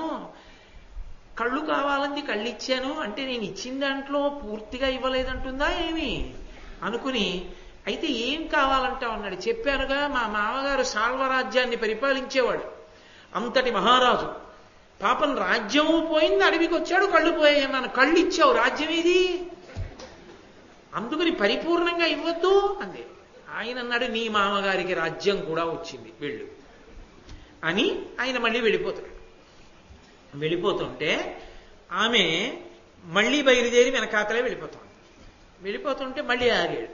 ఏమమ్మా ఇంకా వస్తున్నావేం నా వెనకాతలు అన్నాడు. అంటే ఆవిడంది, యముడండ్రు నిన్ను ఆర్యులు ఎమియింపుడు భూతతుల నట్లగూట తగన్ శమనుండవైతి కల్మష శమనంబున చేసి నీవు జలజాప్త సుత. నీటికి జలజ అంటే జల అంటే నీరు, జ అంటే పుట్టింది తామర పువ్వు, దానికి ఆప్తుడు సూర్య భగవానుడు, సూర్యుడు యొక్క కొడుకు యముడు. కాబట్టి జలజాప్త సుత, ఓ యమధర్మరాజా, నిన్ను యముడు అని పిలుస్తారు లోకంలో ఉన్నవాళ్ళు. ఎందుకో తెలుసా? నువ్వు ఆ ప్రాణులకు ఊపిరి తీసుకునే అధికారం అయిపోయిందనుకున్నప్పుడు ఆ సమయంలో సమస్త ప్రాణికోటిని, ఏ ప్రాణి శరీరం విడిచిపెట్టాలో దాని యొక్క ప్రాణాన్ని తీస్తూ ఉంటావు. నీకు శమనుడు అని ఒక పేరుంది. ఎందుకుందో తెలుసా? నీవు కేవలం ప్రాణాలు తీయడం కాదు, అవతల వాళ్లలో ఉన్న కల్మషాల్ని కూడా పోగొడతావు. అలాగే ఇంత గొప్ప విశేషములు నీ ఎందు ఉండి అపారమైన ధర్మంతో ప్రకాశిస్తూ ఉంటావు. అటువంటి సమున్నతమైనటువంటి స్థితి కలిగినటువంటి వాడివి. నిన్ను చూసి భయపడ్డం, నువ్వు నడిచే దారిలో రావడానికి భయపడ్డం నాకెందుకు? నీ దగ్గర మా ఆయన ఉన్నాడు, నువ్వు చూస్తే ఇంతటి మహానుభావుడివి, నిన్ను ఆర్యులు పొగుడుతారు అంత గొప్పవాడివని. అటువంటి నిన్ను అనుగమించడానికి నాకేమిటి బెంగ? సమవర్తివి నువ్వు. మనసు లేనివాడివి కావు, దయలేనివాడివి కావు, నీ కర్తవ్యత నిష్ఠయందు దీక్షితుడివి. అయ్యో పాపం ఉసురు తీస్తుంటే వాళ్ళు ఏడుస్తారని నీకు తెలుసు, అయినా నీ కర్తవ్యం నువ్వు అలా చేస్తుంటావు. నీ ధర్మం అటువంటిది. అంటే ఆయన అన్నాడు విని, తృషితుడగువాని శీతల తుషార తోయముల మోదితిని చేయుగతిన్ హృషితాత్ము చేసినను కల్మష హరణములైన నీ సమంజస ఫణితుల్.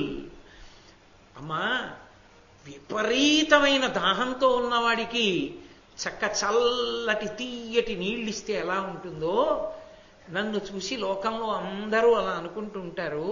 నా యథార్థ స్వరూపం గురించి ఎంత దయ ఉన్నవాణ్ణో, ఎంత మనసున్నవాణ్ణో, ఎంత కర్తవ్యత నిష్ఠాపరుణ్ణో, నా గుణములను యథార్థంగా శ్లాఘించావమ్మా.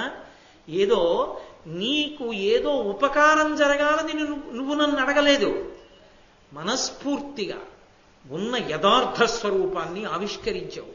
నిజంగా ఆయన మహానుభావుడు, ఏ సామాన్యుడు కాడాయన. ఆయన అంశలో పుట్టిన ధర్మరాజు గారు విదురుడంతటి మహానుభావులయ్యారు. కాబట్టి చాలా సంతోషించాను. ఇంకొక వరం కోరుకో, నీ పతి ప్రాణంబు దక్క, ఏదైనా ఇస్తాను అన్నాడు. అంటే ఆవిడంది, అలాగే తప్పకుండా.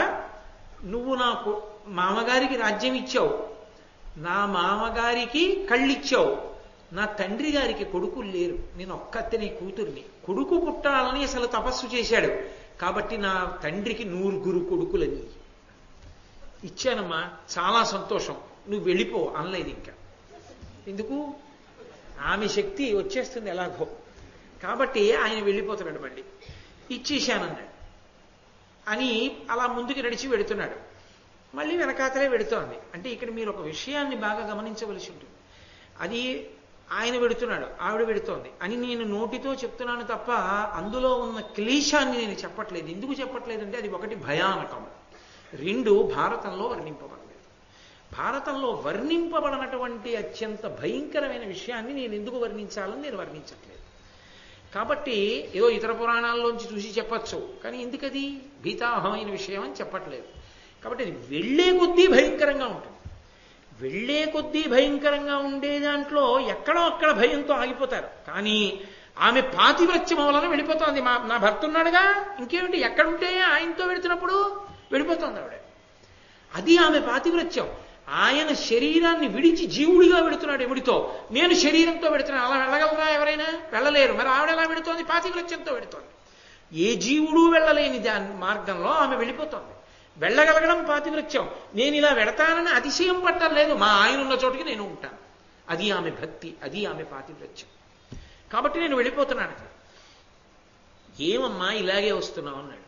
అంటే ఆవిడంది, లోకంలో కర్తవ్యము అని ఒక మాట ఉంది, ధర్మము అని ఒక మాట ఉంది. ధర్మము కర్తవ్యము యథార్థమునకు రెండు మాటలుగా కనబడినా, ఒకటి లోపల ఆలోచన, ఒకటి బాహ్యమునందు దొరికేటటువంటి ఆచరణ. అవునా? అంతే. నిజం కదా? ధర్మము అంటే పైకి దొరుకుతుందా? ఏమంటే 1 కేజీ ధర్మం ఇవ్వండి అంటే దొరుకుతుందా? అలా ఏం దొరకదు.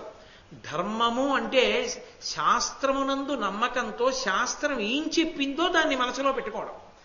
కర్తవ్యము అంటే తను చెయ్యవలసిన దానిని ఇది చేయడం వల్ల వాడు వింటాడా వినడా అని ఆలోచించకుండా తను చెయ్యవలసింది తాను చేయడం. అది చేసేటప్పుడు ధార్మికంగా చేయడం. ఏది తను చెయ్యాలని శాస్త్రం చెప్పిందో అది చేయడం, ఏ ప్రతిఫలాపేక్ష లేకుండా. కాబట్టి ధర్మము కర్తవ్యము ఒకదానితో ఒకటి ఇమిడి ఉన్నాయి. ధర్మం తెలిసి కర్తవ్యం చేయకపోతే ధర్మభ్రష్టుడే. కర్తవ్యం చేసేటప్పుడు ధర్మం తెలియకపోతే ఆ మనుష్య జన్మకి ప్రయోజనం లేదు. కాబట్టి ధర్మము కర్తవ్యము ఒకదాన్ని ఆశ్రయించి ఉన్నాయి. ధర్మం తెలిసి కర్తవ్యం చేయకపోయినా, కర్తవ్యం చేస్తున్నప్పుడు ధర్మాన్ని విడిచిపెట్టినా మూడవదైన భ్రాంతి వచ్చింది అని అర్థం కాదు. భ్రాంతి అంటే ఇంకోటి ఏదో నమ్ముకున్నాడు అని అర్థం. నేను ధర్మాన్ని లోపల తెలుసున్నదాన్ని అయితే నా కర్తవ్యం ఏమిటి? నా భర్త ఎక్కడున్నాడో అక్కడ ఉండడం. కాబట్టి నేను నా భర్తని నువ్వు తీసుకెడుతుంటే నాకు కనపడుతున్నారు ఆయన, ఇదిగో పాశముల మధ్య, ఆయన్ని ఎక్కడ పెడతావో అక్కడే ఉంటా, లేకపోతే నేను భ్రాంతికి గురైపోలా అద్దుకొచ్చేస్తున్నాను వెనకాతల. కాబట్టి అది అలాగే వస్తాను నేను అని నువ్వు అలిసిపోతున్నావు అంటున్నావు. నాకు డప్పి ఎక్కడిది? మనంబు భర్తృచరణ పంకజాసక్తమైకరము భక్తి నలవరుచున్నది, సతులకు అన్యమెట్టిదియును ధర్మమే భర్తు సంశ్రయము కాక. నాకేమీ అలసటలేదు. అలిసిపోతున్నాను రాలేకపోతావు, అయ్యి బాబో ఇదంతా ఇలా ఉంటుందని నువ్వు అంటున్నావు. నాకు పరమ సంతోషంగా ఉంది. ఎందుకో తెలుసా? మా ఆయన పాదముల జంట కనపడుతోంది నాకు. ఆయన పాదముల జంట కనపడినంత కాలం నాకు సంతోషం తప్ప ఇంకొకటి ఉండదు. అది ఆయనను అనుగమించడం నా కర్తవ్యం. అందుకు వచ్చేస్తాను. ఎక్కడికి తీసుకెడతావు నేను అడగలేదు, నాకు ఇచ్చేసేయి నేను అడగలేదు, ఆయన్ని వదిలి నేను ఉండలేను. ఉండని చెప్పే అధికారం నీకు లేదు, ధర్మం కాదు కాబట్టి. నువ్వు ధర్మమూర్తి, మీ ఆయన్ని వదిలి నువ్వు ఉండని చెప్పకూడదు. నువ్వు రావద్దు అంటున్నావు, డస్సిపోతావు అంటున్నావు. ఆయన పాదములు కనపడుతున్నంతసేపు ఆయన వెంట వస్తూ ఉండడంలో నాకు సంతోషమే కానీ నాకు అలసట లేనే లేదు. నేను వచ్చేస్తున్నాను. ఏమంటాడండి ఆయన అయితే మాత్రం? ఆమె పాతివ్రత్యానికి 2 చేతులెత్తి నమస్కారం చేయాలి. సావిత్రీదేవి కాళ్ళ మీద పడిపోవాలి. ఇది అసలు భారతీయ వాంగ్మయంలోనే ఆశ్చర్యకరమైనటువంటి ఘట్టం.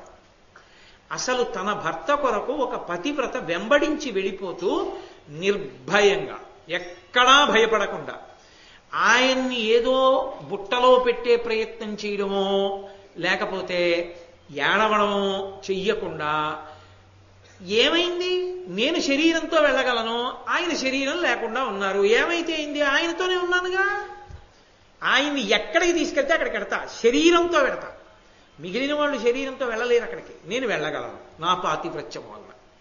అంటే ఆయనని చూస్తూ వెళ్ళిపోతానంటోంది అంతే. ఆపడానికి ఆయనకి మాత్రం ఏది శక్తి? ఆమె పాతివ్రత్యం ముందు డస్సిపోయాడు ఆయన.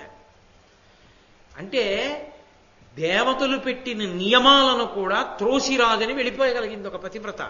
దేవతలు పెట్టిన సమస్త నియమాల చట్రాలు డుళ్ళిపోయాయి ఆవిడ ముందు. ఒక ఆడదాని పాతివ్రత్య శక్తి ముందు దేవతల శాసనాలు కూడా సరిపోలేదు. ఒక ఆర్షధర్మంలో ఒక పతివ్రత శక్తి అంటే ఎంత గొప్పదో మార్కండేయ మహర్షి చెప్తున్నారు ధర్మరాజుకి. అందుకే మహాభారతంలో ఆరణ్య పర్వంలో సావిత్రీదేవి యొక్క కథ విన్నంత మాత్రం చేత మాంగళ్యాలు నిలబడతాయి. ఆవిడ కథ విన్నంత మాత్రం చేత మహాపతివ్రత యొక్క కథ కాబట్టి అది విన్నంత మాత్రం చేత దేవతలందరూ ప్రసన్నులవుతారు. ప్రత్యేకించి ధర్మదేవత ప్రసన్నురాలవుతుంది. ఎంత సంతోషిస్తుందో అంత గొప్ప విశేషం. అందుకే సావిత్రీదేవి ఉపాఖ్యానం లాంటి ఉపాఖ్యానం ఇంకా ఎక్కడ కనపడదు. అంటే ఆ సావిత్రి అనుసరించి వస్తూ ఆవిడంది, ఏమయ్యా ఇలా కర్తవ్యతానిష్టతో ఎవరు నిలబడతారో ధర్మం కోసం, అటువంటి ధర్మాత్ములు ఇంకా భూమి మీద ఉన్నారని గుర్తేమిటో తెలుసా? వారల పేర్మిగాది శశివారిజ మిత్రుడు నిర్వికార సంచారతనుల్లసిల్లెదరు సర్వపయోనిధులు నిరాకులాకారతగాలెడు కులనగంబులు నిశ్చల రూఢి జాల నొప్పారెడు భూతదాత్రి నికెలైక ధురీడత పేర్మి పొందెడు. ఓయ్ ధర్మరాజా, అటువంటి ధర్మాత్ముడొక్కడ ఉంటే, అటువంటి ధర్మాత్ముడు ఉన్న చోట ప్రకృతిలో ఉన్నటువంటివి నియమాలు తప్పవు, భయపడతాయి. నియమశీలి అయి ధర్మాన్ని తెలిసి కర్తవ్యంలో ఉన్నవాడు ఉన్నాడు ఇక్కడ. ఆయన ఉండగా మేము తప్పకూడదని సూర్యుడు వేళపట్టు ఉదయిస్తున్నాడు. ఎందుకని? ఆయన ధర్మం తప్పడు. ఆయన లేచిపోయి కూర్చుంటాడు సూర్యుడి కోసం. ఆయన కోసం వస్తున్నాడు సూర్యుడు. తెల్లవారినా నిద్రపోయే వాళ్ళ కోసం కాదు ఆయన వస్తున్నది. ఎవరో ఎక్కడో ఉన్నాడు ఒక్క మహానుభావుడు, ఆ ఉపాసకుడు, ఆయన గురించి వస్తున్నాడు. సూర్యాస్తమయం జరిగి చంద్రోదయం అవుతోందంటే ఆయన గురించి వస్తున్నాడు. అసలు సముద్రాలు చెలియలి కట్ట ఎందుకు దాటవో తెలుసా? సముద్రాలు చెలియలి కట్ట దాటి భూమి మీద వచ్చి పడిపోకుండా ఉండడానికి కారణం ధర్మాత్ములైన వారు ఉన్నారు కనుక. అందుకే మీరొక్కటి గమనించండి, పక్క దేశాలన్నిటిలోనూ సముద్రాలు పొంగి అత్యంత బీభత్సమైనటువంటి పరిస్థితులు ఏర్పడ్డాయి.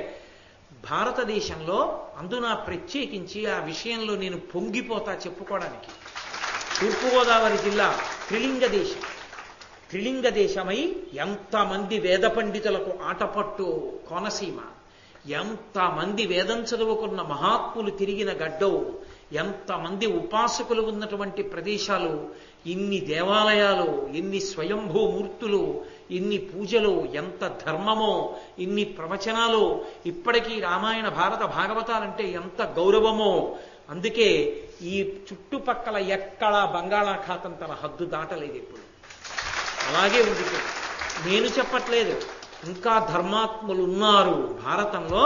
మార్కండేయ మహర్షి చెప్తున్నారు, ధర్మాత్ములున్న చోట సముద్రము చెలియలి కట్ట దాటదు.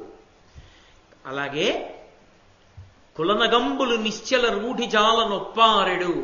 కులపర్వతాలు కదలవు. కులపర్వతాలని పెద్ద పెద్ద పర్వతాలవి. ఆ పర్వతాలు కదులుతాయి. ఎప్పుడు ధర్మాత్ములు లేకపోతే పర్వతాలు కదులుతాయి. పర్వతాలు కదలకుండా ఎందుకు నించుంటాయంటే కేవలము ధర్మాత్ములు ఉండబట్టి.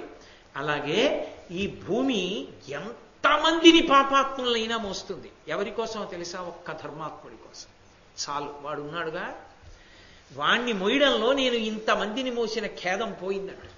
మోసేస్తుంది. ఒక్క ధర్మాత్ముడుంటే భూదేవి పొంగిపోతుందట. నా బిడ్డ వాడి కోసం మోస్తా వీళ్ళందరినీ అంటుంది. ధర్మాన్ని పట్టుకోవడం, ధర్మంతో ఉండడం అంత గొప్పది. ఏమయ్యా ధర్మరాజా, ధర్మం అంత గొప్పదైతే నాకు ధర్మం ఏమిటి? ఒక్కటే ధర్మం, నా భర్తని దైవంలా ఉపాసన చేయడం. అయినప్పుడు పతివ్రతా ధర్మాన్ని విడిచిపెట్టి మార్గం భయంకరంగా ఉంటుందంటావే? నేను రాను, మా ఆయన నా ఎదురుగుండా కనపడుతుంటే వచ్చేస్తున్నాను అంటే అని ఆయనతో మాట అంది. నేను కొంచెం నీతో ఎక్కువగా ధర్మాలు మాట్లాడుతున్నాను అనుకుంటున్నావా? నువ్వే ధర్మరాజువు కదా, నీతో నేను ఇలా మాట్లాడచ్చా అనుకుంటున్నావా? ఎందుకు మాట్లాడుతున్నానో తెలుసా? 7 మాటలాడిన ఎంత ఎట్టివారు వార్యజనులకు చుట్టంబులగుదురనినా చిర సమాప సంసిద్ధి చేసి మీకు నేను చుట్టమనినా చెప్పనేలవేరా. ఎప్పుడైనా సరే మహాత్ముల దగ్గరికి వెళ్ళి 7 మాటలు మాట్లాడితే, అంటే మనం ఒకటి మాట్లాడితే ఆయన జవాబు చెప్పి, ఆయన విసుక్కుని కాదుసుకోండి, ప్రసన్నంగా సంతోషించి ఒకటి మాట్లాడితే ఆయన ఒకటి మాట్లాడి, మనం ఒకటి మాట్లాడితే ఆయన ఒకటి మాట్లాడి, అలా 7 మాటలు ఇటు 7 మాటలు అటు వస్తాయి. అందుకే సప్తపది అంటారు. సప్తపది అంటే 7 అడుగులు వేస్తే ఆ సఖ్యత కలుగుతుంది అని. 7 అడుగులు వేయిస్తారు సప్తపది అని. 7 మాటలు మాట్లాడితే వాళ్ళు మిత్రులవుతారు, వాళ్ళు ఒకళ్ళకొకళ్ళు చుట్టాలవుతారు అని గుర్తు. కాబట్టి నీతో నేను 7 మాటలు మాట్లాడేశాను కదా ఇప్పటిదాకా, అందుకు నువ్వు నాకు చుట్టాని వెళ్ళావు. కాబట్టి నీతో మాట్లాడడానికి కొంచెం స్వాతంత్ర్యం వచ్చింది, అందుకని కొంచెం మాట్లాడుతున్నా ధైర్యంగా. ధర్మం గురించి చెప్పా, ఏమనుకోకే, చుట్టరికం ఉన్నప్పుడు ఆ స్వేచ్ఛ ఉండదు, అందుకని మాట్లాడద్దు, అందుకని మాట్లాడాను. అసలు తెల్లబోయాడు ధర్మరాజు గారు. ఏమిట్రా ఈ పాతివ్రత్యం ఏమిటి, ధర్మశాస్త్రం ఏమిటి, అనుష్ఠానం ఏమిటి, కర్తవ్యం ఏమిటి, ధర్మం ఏమిటి, భ్రాంతి ఏమిటి, తల్లి ఏమిటి, అసలు ఈవిడికి తెలియని విషయం లేదు లోకంలో. ఇన్ని తెలుసు, ఎంత అనుష్ఠాన బలం, ఎంత ధైర్యం. ఏం చేసుకుంటాను తీసుకెళ్ళింది నేను, ఆవిడ వచ్చేస్తుంది. ఇప్పుడు సృష్టి తలక్రిందులవుతుంది ఈవిడ వచ్చేస్తే ఆ లోకానికి. ఎందుకని? ఆవిడ పాతివ్రత్యంతో నిలబడి ఉండగా పరమపుణ్యాత్ముడైన ఇతన్ని నేనేం చేస్తాను? సశరీరంతో ఆవిడ, శరీరం లేకుండా ఈయన పంపడానికి నా శక్తి చాలదు. ఆవిడ వెళ్ళదు. ఈయన్ని పట్టుకెళ్ళి నేనేం చేయను? ధర్మరాజు గారంతటి వాడికి పెద్ద ప్రశ్న వచ్చింది. ఈమె పాతివ్రత్యము ముందు నా కర్తవ్యత నిర్వహణ పొసగేటట్లు లేదు, నేను తీసుకెళ్ళి ఏం చేయాలన్న ప్రశ్న ఒకటి వచ్చేటట్టుగా ఉంది అని ఆమె వంక తిరిగి అన్నాడు, అమ్మా అద్భుతం అమ్మా నీ పాతివ్రత్యం, ఏమి శాస్త్రబలం తల్లిది అని. మది సత్యవంతు జీవితమది ఇమ్ముగ తొలగబెట్టి అన్యంబులనిచ్చదనని పలుకుదుమను నీవది ఇప్పుడు లేదా ఇంక అడిగద ప్రీతిన్. ఆయన అన్నాడు, ఏదో ఒక వరాన్ని కోరుకోమ్మా అన్నాడు. అంటే ఏమిటి దాని అర్థం? ఇప్పటివరకు ఏమన్నాడు? నీ పతి ప్రాణంబు దక్క. ఇప్పుడేమన్నాడు? చాలా ప్రీతి పొందానమ్మా, ఏదో ఒక వరం కోరుకో అన్నాడు. అంటే సత్యవతీదేవి, ఆ సావిత్రీదేవి అంది, ఇప్పటి వరకు నీ పతి ప్రాణంబు తక్క అన్నావు కాబట్టి అడిగాను. అడగడం కూడా ధర్మంగానే అడిగా. ఎలా అడిగా? పెళ్ళైపోయిన ఆడది మొట్టమొదట భగవంతుణ్ణి ప్రార్థన చెయ్యవలసింది తన అత్తవారింటి కోసం చెయ్యాలి. అత్తవారింటి కోసం చెయ్యాలి కాబట్టి మా మామగారికి కళ్ళు అడిగా. రాజ్యం ఉన్నా కళ్ళు లేకపోతే ఆయనకి ఏం సంతోషం? అందుకని ముందు కళ్ళు అడిగా. సర్వేంద్రియాణం నయనం ప్రధానం. కళ్ళు ఉన్నాయి, కళ్ళు ఉండి అయ్యో రాజ్యం లేదే ఇలా ఉన్నానే అని ఏడుస్తాడు మా మామగారు, అందుకని రాజ్యం అడిగా. మా మామగారికి కళ్ళు రాజ్యం ఇచ్చేసావు, ఇంకా మా అత్తగారింటి వైపు నుంచి అడగడానికి ఏం లేదు నాకు. అప్పుడు పుట్టింటి వారి గురించి అడగచ్చు. ఇది ఆడపిల్లకున్న గొప్పతనం. 2 వంశాల్ని తరింపచేస్తుంది ఆడపిల్ల. ఎందుకని? చతుర్థి విభక్తి వేసి కన్యాదానం చేయరు, పుట్టింటిని కూడా ఉద్ధరిస్తుంది. అది మగపిల్లవాడైతే కుదరదు, కన్నవాళ్ళని ఉద్ధరిస్తాడు. అల్లుడి వల్ల అత్తారు ఉద్ధరింపబడ్డారని లోకంలో ఉండదు. ఆడపిల్ల వల్ల ఉభయ వంశాలు తరిస్తాయి. యథార్థంగా చెప్పాలంటే ఆడపిల్ల ఎంత గొప్పదో చూడండి. కాబట్టి ఇప్పుడు తండ్రి గారి గురించి అడిగింది. మా తండ్రి గారికి 9 కొడుకులు కావాలంది. ఇచ్చేశాడు. ఆయనకి తెలియదా? ఇప్పుడు పతి ప్రాణంబు దక్క అన్నాడు అనుకోండి, ఆవిడ ఏమడుగుతుంది? అడగడానికి ఏముంది? ఏం లేదు. ఇప్పుడు ఆవిడ బుద్ధితో ఏదైనా అడిగింది అనుకోండి, ఉపద్రవం వస్తుంది. అందుకని నేనే ఇచ్చేశాను సత్యవంతుడిని అండం ఎందుకు? ఒక పతివ్రత యొక్క గొప్పతనం ముందు తీసుకెళ్లడం కుదరట్లా. సృష్టి చక్రానికి ప్రమాదం వస్తోంది, ఇబ్బంది వస్తోంది. ఇప్పుడు తీసుకెళ్ళి ఏం చెయ్యాలి? సశరీరంగా వచ్చేస్తోంది మహాపతివ్రత, భయపడటం లేదు, అనుగమిస్తోంది. మా ఆయన కనబడుతుంటే నాకు భయం ఏమిటంటాం, ఎక్కడికైనా వస్తా ఆయన కనబడుతుంటే అంటాం. నిజంగా కూడా ఆమె మనసులో విచలిత కావట్లా. అందుకని ఆయన అన్నాడు, దీనికి ఒకటే పరిష్కారం, ఆమెనే అడగమని ఇచ్చేస్తే గొడవ వదిలిపోలా. మహాపతివ్రత వరం అడిగింది, నేనేం చేస్తానయ్యా, ఇచ్చేశానంటే గొడవ వదిలిపోతుంది. అందుకని ఇక పతి ప్రాణంబు తక్క అనలేదు. ఆవిడంది, ఇప్పటిదాకా నువ్వు నీ భర్త ప్రాణంబు తక్క అన్నావు, నేను అడగలేదు. ఇప్పుడు నువ్వు అనలేదు, అడుగుతున్నాను, మా ఆయన్ని ఇచ్చే. ఎంత ధర్మం అండి నిజంగా. అసలు ఆవిడ ధర్మం ముందు అంతటి ధర్మరాజు గారు పొంగిపోయాడంతే. అబ్బా, ఏమి అసలు మనసులో ఎక్కడా వైక్లభ్యం లేదు ఆవిడికి. శాస్త్రం ధర్మం, ధర్మం శాస్త్రం, ధర్మం శాస్త్రం, అదే పాతివ్రత్యం అయిపోయింది. ఏమి దుర్నిరీక్షురాలు రా, ఏమి తేజస్సు, ఏమి శక్తిరా ఈ తల్లిది అనుకున్నాడు. అనుకుని పతి విరహంబు దుస్సహము భర్తు వినాకృతయైన కాంత దూషితయవు సర్వమంగళ విశేషములందునుగాన మత్ప్రియుండతులిత కీర్తిశాలి సుగుణాఢ్యుడు సాల్వసుతుండు లబ్ధ జీవితుడుగా ఇమ్ము ధర్మ పదవీ పరిరక్షణ పుణ్యవీక్షణ. ఓ పుణ్యములను కల్పించగలిగినటువంటి వాడా, ఓ ధర్మరాజా, పతి విరహంబు దుస్సహము, భర్తని విడిచిపెట్టి బతకడం చాలా కష్టం ఇల్లాలికి. అలాగే భర్త లేకుండా శరీరంతో ఉంటే ఏ మంగళాలకి పనికిరాదు, ఏ మంగళ కార్యానికి పనికి రాకుండా అమంగళంగా బ్రతకాలి. కాబట్టి నాకు అలా అనిపించుకోవాలని నాకు ఇష్టం లేదు. మత్ప్రియుండతులిత కీర్తిశాలి, నా ప్రియుడు నా భర్త ఆ సత్యవంతుడు ఎంతో కీర్తి గణించినవాడు, సుగుణములకు రాశి, సాల్వమహారాజు గారి యొక్క కొడుకు. కాబట్టి ఆయన్ని మళ్ళీ పునరుజ్జీవితుణ్ణి చేసి ఆయన శరీరంలోకి ఆయన వెళ్ళిపోవడానికి అనుమతించు, నువ్వే ప్రవేశపెట్టేసి. ఎలా తీశావో అలా ప్రవేశపెట్టాను. ఆయన తెల్లబోయి ఆవిడ పాతివ్రత్యానికి ఎంతో మనసులో పొంగిపోయి, కొనిమిది నీ మనఃప్రియుని కోమలి వీడు చతుశతాబ్దముల్మనునిట మీద పుత్రులు క్రమంబుగ నూరూరగాంచు కీర్తివర్ధనుడవు సంతతాద్ధర వితానములం పరితుష్టి చేయు అయ్య నిమిషకోటికెల్లను నిజాన్వయమౌళి విభీషణంబగున్. అమ్మా, ఇదిగో ఇచ్చేస్తున్నాను నీ భర్తని, నా పాశముల నుంచి విముక్తుణ్ణి చేసి శరీరంలోకి ప్రవేశపెడుతున్నాను, వెళ్ళిపోతున్నాడు. తల్లి, నువ్వు అడగకుండా వరమిస్తున్నా, నీ భర్త బతకడమే కాదు, నీ పాతివ్రత్యానికి నేను ఎంత పొంగిపోయానో తెలుసా? ఒక స్త్రీ ధర్మాన్ని పాటించావు, అందుకే అడగకుండా ఇచ్చేస్తున్నానమ్మా వరాలు. ఇప్పుడు నీ భర్తనివ్వడమే కాదు, 400 సంవత్సరములు బతుకుతాడు నీ భర్త. 400 సంవత్సరములు బ్రతికి నీ వలన 100 కొడుకులను కంటాడు. 100 కొడుకులను కని 400 సంవత్సరములలో ఎన్నో యజ్ఞయాగాది క్రతువులు చేసి దేవతలందరూ కూడా ప్రసన్నులవుతారు ఆయన యందు. అన్ని మంచి మంచి పనులు చేస్తాడు. ఆయన వంశమంతా కూడా ఆయన పేరు చెప్పుకుంటుంది. ఆ వంశంలో మహానుభావుడు పుట్టాడు రా అంటారు. అటువంటి కీర్తి సత్యవంతుడు పొందుతాడు. ఇంత గొప్పవాడవడానికి కారణం 400 ఏళ్లు బతకడం, 100 కొడుకుల్ని కండం, ఇన్ని 100 యజ్ఞయాగాదులు చేయడం, దేవతల ప్రీతికి కారణం అవ్వడం, వంశంలోనే ఆణిముత్యం అవడానికి కారణం ఎవరో తెలుసా తల్లి? నువ్వే. నీ పాతివ్రత్యమేనమ్మా. నీ పాతివ్రత్యం నీ భర్తకి ఇన్నిటిని ఇస్తోంది. నీ మామకు అన్ని ఇప్పించావు, నీ తండ్రికి ఇప్పించావు, ఒక్క ఆడపిల్లవి. అమ్మా, నీ ధర్మాన్ని నువ్వు పట్టుకుంటే ఎన్ని ఇచ్చావమ్మా? నీ పాతివ్రత్య ధర్మానికి 1000 నమస్కారాలు. వెళ్ళిరా, నేను చేస్తున్నాను సావిత్రీదేవికి, కాబట్టి వెళ్ళు అన్నాడు. అనగానే ఆమె ఎంతో సంతోషంగా బయలుదేరి మళ్ళీ అరణ్యంలో భర్త యొక్క శరీరాన్ని ఉంచిన చోటికి వచ్చింది.